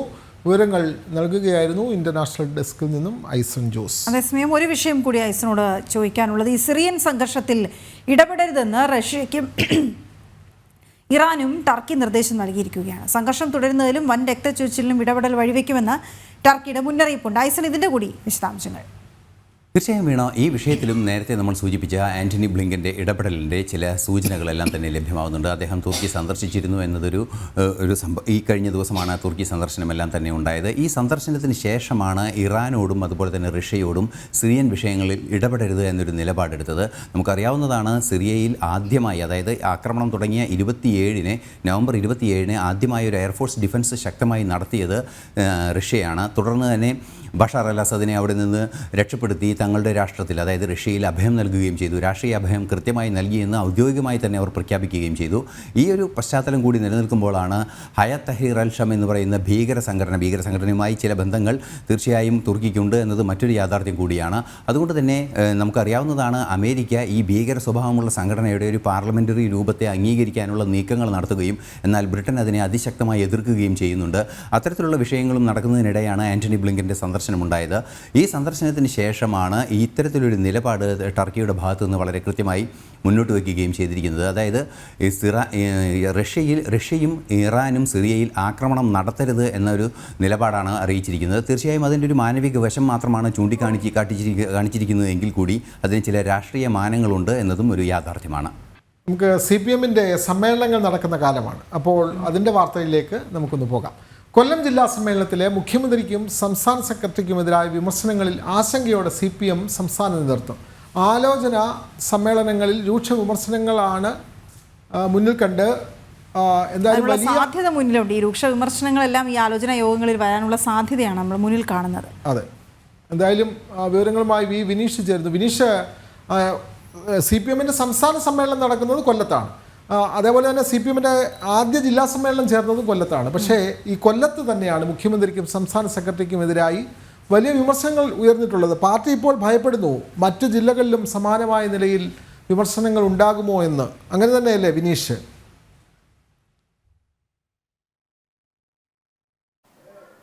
തീർച്ചയായിട്ടും അങ്ങനെ തന്നെയാണ് പാർട്ടി നോക്കുന്നത്. കാരണം CPM സംസ്ഥാന സെക്രട്ടറിക്കെതിരെയും മുഖ്യമന്ത്രി പിണറായി വിജയനെതിരെയും തന്നെ രൂക്ഷമായ ഭാഷയിലുള്ള വിമർശനം തന്നെയാണ് കൊല്ലം ജില്ലാ സമ്മേളനത്തിൽ ഉടനീളം കാണാൻ സാധിച്ചത്. പാർട്ടിക്കുള്ളിൽ വിമതചേരികൾ രൂപപ്പെടുന്ന സാഹചര്യങ്ങൾ പോലും നമുക്ക് കാണാൻ സാധിച്ചു. പ്രധാനമായും ഏരിയ സമ്മേളനങ്ങളും ബ്രാഞ്ച് സമ്മേളനങ്ങളും ഒക്കെ നടന്ന സമയത്ത് പാർട്ടി നേതാക്കൾക്കെതിരെ രൂക്ഷമായ വിമർശനം ഉയർത്തുന്ന ഒരു സാഹചര്യമുണ്ടായി. പ്രത്യേകിച്ച് സർക്കാരിന്റെ പ്രവർത്തനങ്ങളെ സംബന്ധിച്ചുള്ള കാര്യങ്ങൾ ായിരുന്നു രൂക്ഷമായ വിമർശനങ്ങൾ ഉയർന്നത്. ഒപ്പം തന്നെ ക്ഷേമ പെൻഷനുകൾ കൃത്യസമയത്ത് ജനങ്ങളുടെ പക്കലിലേക്ക് എത്തിക്കുന്നതിൽ സർക്കാർ പരാജയപ്പെട്ടു എന്ന് പാർട്ടി പ്രവർത്തകർ നേരിട്ട് തന്നെ പറയുന്ന ഒരു സാഹചര്യം, സമ്മേളനങ്ങളിൽ നേതാക്കൾ എത്തുന്ന സമയത്ത് നേരിട്ട് തന്നെ പറയുന്ന ഒരു സാഹചര്യമുണ്ടായി. അങ്ങനെ വലിയ രീതിയിൽ സർക്കാരിനെതിരെ രൂക്ഷമായ വിമർശനങ്ങൾ തന്നെയാണ് പാർട്ടിക്കുള്ളിൽ നിന്ന് പോലും ഉയരുന്നത്. പ്രത്യേകിച്ച് മുഖ്യമന്ത്രി പിണറായി വിജയനെതിരായ ആക്ഷേപങ്ങളും ഉയരുന്നു. ആഭ്യന്തര വകുപ്പിന്റെ വീഴ്ച അടക്കമുള്ള കാര്യങ്ങളിൽ വലിയ രീതിയിലുള്ള വിമർശനങ്ങൾ ഉയർന്നു. അങ്ങനെ പാർട്ടി ഇതുവരെ കാണാത്ത സമാനതകളില്ലാത്ത പ്രതിസന്ധിയിലേക്കാണ് CPM നേതൃത്വം പോകുന്നത് എന്ന കാര്യത്തിൽ സംശയമില്ല. കാരണം നേരത്തെ പാർട്ടിക്കുള്ളിൽ ഇത്തരം പ്രശ്നങ്ങൾ ചർച്ച ചെയ്ത് പരിഹരിക്കാൻ CPM-ന് സാധിച്ചിരുന്നുവെങ്കിൽ ഇത് പാർട്ടി വിട്ട് പാർട്ടിയുടെ ചട്ടക്കൂടുകൾക്ക് പുറത്തേക്ക് ഈ ഒരു വിമർശനങ്ങൾ ഉയർന്നു വരുന്ന സാഹചര്യത്തിലേക്ക് CPM എത്തുന്നു. അതാണ് ഞാൻ നേരത്തെ സൂചിപ്പിച്ചത്. പാർട്ടി ഇതുവരെ കാണാത്ത സമാനതകളില്ലാത്ത പ്രശ്നങ്ങളിലേക്ക് പാർട്ടി നേതൃത്വം പോകുന്നു എന്നതാണ്. ഒപ്പം തന്നെ എടുത്തു പറയേണ്ടത് CPM-ലെ നേതാക്കൾ ഉൾപ്പെടെയുള്ളവർ മറ്റു ഇതര രാഷ്ട്രീയ പാർട്ടികളിലേക്ക് പോകുന്ന സാഹചര്യം, പ്രത്യേകിച്ച് CPM വിട്ട് BJP-യിലേക്ക് CPM നേതാക്കൾ എത്തുന്ന സാഹചര്യം ഉൾപ്പെടെ അത് പാർട്ടിക്ക് വലിയ രീതിയിൽ ദോഷങ്ങൾ ഉണ്ടാക്കുന്നുണ്ട്. അണികൾക്കിടയിൽ വലിയ അമർഷങ്ങൾ ഉണ്ടാക്കുന്നുണ്ട്. പ്രത്യേകിച്ച് പാർട്ടി നേതാക്കളുടെ സാമ്പത്തിക സ്രോതസ്സുകൾ സംബന്ധിച്ചുള്ള ചോദ്യങ്ങൾ എല്ലാ ഏരിയ സമ്മേളനങ്ങളിലും ബ്രാഞ്ച് സമ്മേളനങ്ങളിലൊക്കെ ഉയർന്നു കണ്ടത് തന്നെയാണ്. അതിന് സമാനമായ ചോദ്യം ചെയ്യൽ തന്നെയാണ് കൊല്ലം ജില്ലാ സമ്മേളനത്തിലും ഉണ്ടായത്. നേതാക്കൾക്കെതിരെയുള്ള വിമർശനങ്ങൾ, സർക്കാരിനെതിരെയുള്ള വിമർശനങ്ങൾ, ആഭ്യന്തര വകുപ്പിനെതിരെയുള്ള വിമർശനങ്ങൾ, പ്രത്യേകിച്ച് മുഖ്യമന്ത്രിയെ ലക്ഷ്യം വെച്ച് ചില നേതാക്കളെങ്കിലും പരോക്ഷമായി അല്ലെങ്കിൽ പരസ്യമായി തന്നെ മുഖ്യമന്ത്രിക്കെതിരെ പ്രതികരണം നടത്തുന്ന സാഹചര്യത്തിലേക്ക് കൊല്ലം ജില്ലാ സമ്മേളനം എത്തുന്നു. ഒപ്പം നമുക്ക് നേരത്തെ അറിയാം, ഏരിയ സമ്മേളനങ്ങൾ നടക്കുന്ന ഘട്ടത്തിൽ സമാന്തര CPM ഓഫീസ് വരെ പാലക്കാട് തുടങ്ങുന്ന ഒരു സാഹചര്യം. അങ്ങനെ സമാനതകളില്ലാത്ത പ്രശ്നങ്ങളിലേക്ക് CPM നീങ്ങുന്നു എന്ന് തന്നെയാണ് നമുക്ക് മനസ്സിലാക്കാൻ സാധിക്കുന്നത്. ഈ മാസം 20 മുതൽ 23 വരെയാണ് കോവളത്ത് വെച്ചാണ് തിരുവനന്തപുരം ജില്ലാ സമ്മേളനം നടക്കുന്നത്. ആ ജില്ലാ സമ്മേളനത്തിലും ഇത്തരം വിമർശനങ്ങൾ ഉയരും എന്ന് തന്നെയാണ് നമുക്ക് മനസ്സിലാക്കാൻ സാധിക്കുന്നത്. 14 ജില്ലാ സമ്മേളനങ്ങൾ കഴിയുന്നതോടുകൂടി സംസ്ഥാന സമ്മേളനത്തിലേക്ക് കടക്കും. കൊല്ലത്ത് വെച്ചാണ് പാർട്ടിയുടെ സംസ്ഥാന സമ്മേളനം നടക്കുക. അതുകൊണ്ടാണ് ആദ്യഘട്ടത്തിൽ കൊല്ലം തന്നെ ജില്ലാ സമ്മേളനം പൂർത്തീകരിച്ചത്. ഈ കൊല്ലം ജില്ലാ സമ്മേളനം പോലും CPM സംസ്ഥാന സെക്രട്ടറി NV ഗോവിന്ദിനെ നേരിട്ടെത്തി പ്രശ്നങ്ങൾ പരിഹരിക്കേണ്ട ഒരു സാഹചര്യമുണ്ടായി. നമുക്കറിയാം, നേരത്തെ തന്നെ CPM-നുള്ളിൽ വിമർശനങ്ങൾ, പ്രത്യേകിച്ച് കൊല്ലം ജില്ലാ സമ്മേളനങ്ങൾക്ക് മുന്നോടിയായി ജില്ലാ കമ്മിറ്റി തന്നെ പിരിച്ചുവിടുന്ന ഒരു സാഹചര്യം, തുടർന്ന് ഒരു അഡോക് കമ്മിറ്റിയെ നടത്തിക്കൊണ്ട് നടത്തിപ്പിനായി ചുമതലപ്പെടുത്തുന്നു. അങ്ങനെ വലിയ വിമർശനങ്ങൾ പാർട്ടിക്കുള്ളിൽ നിന്ന് തന്നെ ഉയർന്നു. ഇനി വരുന്ന ദിവസങ്ങളിൽ CPM-നുള്ളിൽ വലിയ ചേരിപ്പോരുകൾക്കായിരിക്കും തുടക്കം കുറിക്കുക. കാരണം ജില്ലാ സമ്മേളനങ്ങൾ പൂർത്തിയാകുന്നതോടുകൂടി വിമത CPM നേതാക്കൾ തലപൊക്കും എന്ന കാര്യത്തിൽ സംശയമില്ല. അവർ സ്വീകരിക്കുന്ന നിലപാട് അത് പാർട്ടിക്ക് ഏറ്റവും വലിയ തിരിച്ചടിയാകാനുള്ള ഒരു സാധ്യതകളിലേക്ക് കാര്യങ്ങൾ നീങ്ങുകയാണ്. മുൻകാലങ്ങളിൽ CPM-നുള്ളിലുണ്ടായിരുന്ന അച്ചടക്കം ഇന്ന് CPM-നുള്ളിലെ നേതാക്കൾക്കിടയിലും അണികൾക്കിടയിലും കാണാൻ സാധിക്കുന്നില്ല. അതുകൊണ്ട് തന്നെ ഒരു കേഡർ പാർട്ടി എന്ന നിലയിൽ CPM-ന് എത്ര കാലം ഇങ്ങനെ മുന്നോട്ട് പോകാൻ സാധിക്കും? നേതാക്കൾ പണ്ട് മുൻകാലങ്ങളിലൊക്കെ CPM പ്രവർത്തകരോട് നിർദ്ദേശങ്ങൾ നൽകിയാൽ അതിനനുസരിച്ച് പ്രവർത്തകർ നീങ്ങുന്ന സാഹചര്യമുണ്ടായി. പക്ഷേ ഇപ്പോഴത്തെ സാഹചര്യത്തിൽ നേതാക്കളെ തന്നെ പ്രവർത്തകർ ചോദ്യം ചെയ്യുന്ന ഘട്ടത്തിലേക്ക് CPM പ്രവർത്തകർ എത്തുന്നു. അത് തന്നെ CPM-ന് വലിയ തിരിച്ചടിയാകാനുള്ള സാഹചര്യത്തിലേക്ക് കാര്യങ്ങൾ നീങ്ങുന്നു. പ്രത്യേകിച്ച് സർക്കാരിനെതിരെ ഉയർന്ന വിമർശനങ്ങൾ, CPM സംസ്ഥാന സെക്രട്ടറിക്കെതിരെ ഉയർന്ന വിമർശനങ്ങൾ, മുഖ്യമന്ത്രിക്കെതിരെ ഉയർന്ന വിമർശനങ്ങൾ, ഇതൊക്കെ തന്നെയായിരിക്കും വരുന്ന അടുത്ത ജില്ലാ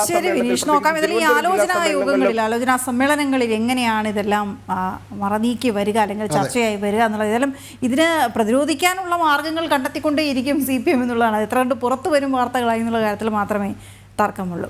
നമുക്ക് ഇനിയും സന്നിധാനത്തെ മറ്റു ചില വിശേഷങ്ങൾ കൂടി കൗതുക വാർത്തകൾ കൂടി അറിയേണ്ടതുണ്ട്. ശബരിമല സന്നിധാനത്ത് റൂബിക്സ് ക്യാബുകൾ കൊണ്ട് അയ്യപ്പ രൂപമൊരുക്കി കുഞ്ഞു സഹോദരങ്ങൾ. 11-കാരനായ അഭിനവും 8 വയസ്സുകാരനായ അദ്വൈതുമാണ് മിനിറ്റുകൾ കൊണ്ട് വിസ്മയം തീർത്തത്. അയ്യപ്പൻ്റെ മിഴിവാർന്ന രൂപമൊരുക്കുന്നത് ആകാംക്ഷയോടെ ഭക്തരും നോക്കി നിന്നു. നമുക്കിപ്പോൾ ഒരു തത്സമയ ദൃശ്യങ്ങളിലേക്ക് പോകാം. അല്ലു അർജുൻ്റെ പ്രതികരണം. Everybody for the love and support. Thank you. No, when the law is when the law is taking care of itself, then I should not indulge with the case and hamper the case. Then I'm not just saying from a legal standpoint, then I'm not saying thank you very much. Thank you for all your love and support.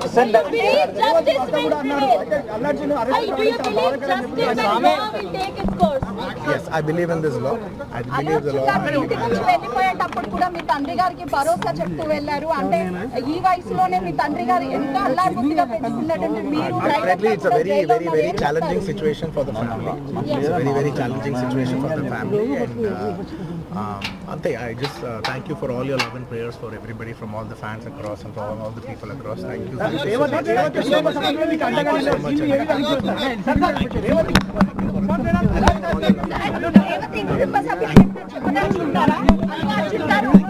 Once again, thank you for all your love and support. Priti Wakkarki thank you for each and everyone across all over. Thank you for your love. I'm here today like this because of your love. Thank you. Support chesina abhimanulaku kani of course everybody knows that I love you. Industry kuda thank you. ഇടക്കാല ജാമ്യം നേടി പുറത്തിറങ്ങിയ അല്ലു അർജുൻ മാധ്യമങ്ങളോട് പറയുകയായിരുന്നു, നിയമത്തിൽ വിശ്വസിക്കുന്നു, തൻ്റെ ആരാധകരോട് നന്ദി പറയുന്നു കൂടെ നിന്നതിന് എന്ന കാര്യമാണ് അദ്ദേഹം പറഞ്ഞത്. ഓക്കെ, അപ്പോൾ ഈ അല്ലു അർജുൻ ഇപ്പോൾ ഇത് ഇടക്കാല ജാമ്യമാണ് ലഭിച്ചിരിക്കുന്നത്. അതിന് ശേഷം എങ്ങനെയായിരിക്കും ആ കേസിന് മുന്നോട്ട് പോവുക എന്നറിയില്ല. ഒരു സ്ത്രീ തിക്കിലും തിരക്കിലും പെട്ട് മരിച്ചതിനെ തുടർന്നാണ് അല്ലു അർജുനെ ഇന്നലെ അറസ്റ്റ് ചെയ്യുന്നൊരു സാഹചര്യമൊക്കെ ഉണ്ടായത്. അതിനുശേഷമാണ് ഇപ്പോൾ ഇടക്കാല ജാമ്യം കിട്ടി അദ്ദേഹം ജയിൽ മോചിതനായത്. നമുക്ക് ഈ ഒരു പുത്തൻപുരയുടെ സമയം അവസാനിക്കുന്നു. നമ്മളൊരു സൂചന നൽകിയില്ലേ, റൂബിക്സ് ക്യൂബുകൾ കൊണ്ട് വിസ്മയം തീർക്കുന്നത്. പക്ഷേ ആ വാർത്തയിലേക്ക് നമുക്ക് വരും മണിക്കൂറുകളിൽ തന്നെ വരാം. ഏതായാലും പുത്തൻപുരയുടെ സമയം ഇവിടെ അവസാനിക്കുന്നത് കൊണ്ട് തൽക്കാലം ആ റിപ്പോർട്ട് മാറ്റിവെച്ച് നമുക്ക് ലൈവ് റിപ്പോർട്ട്സിന്റെ സമയമാണിനി. നമസ്തേ.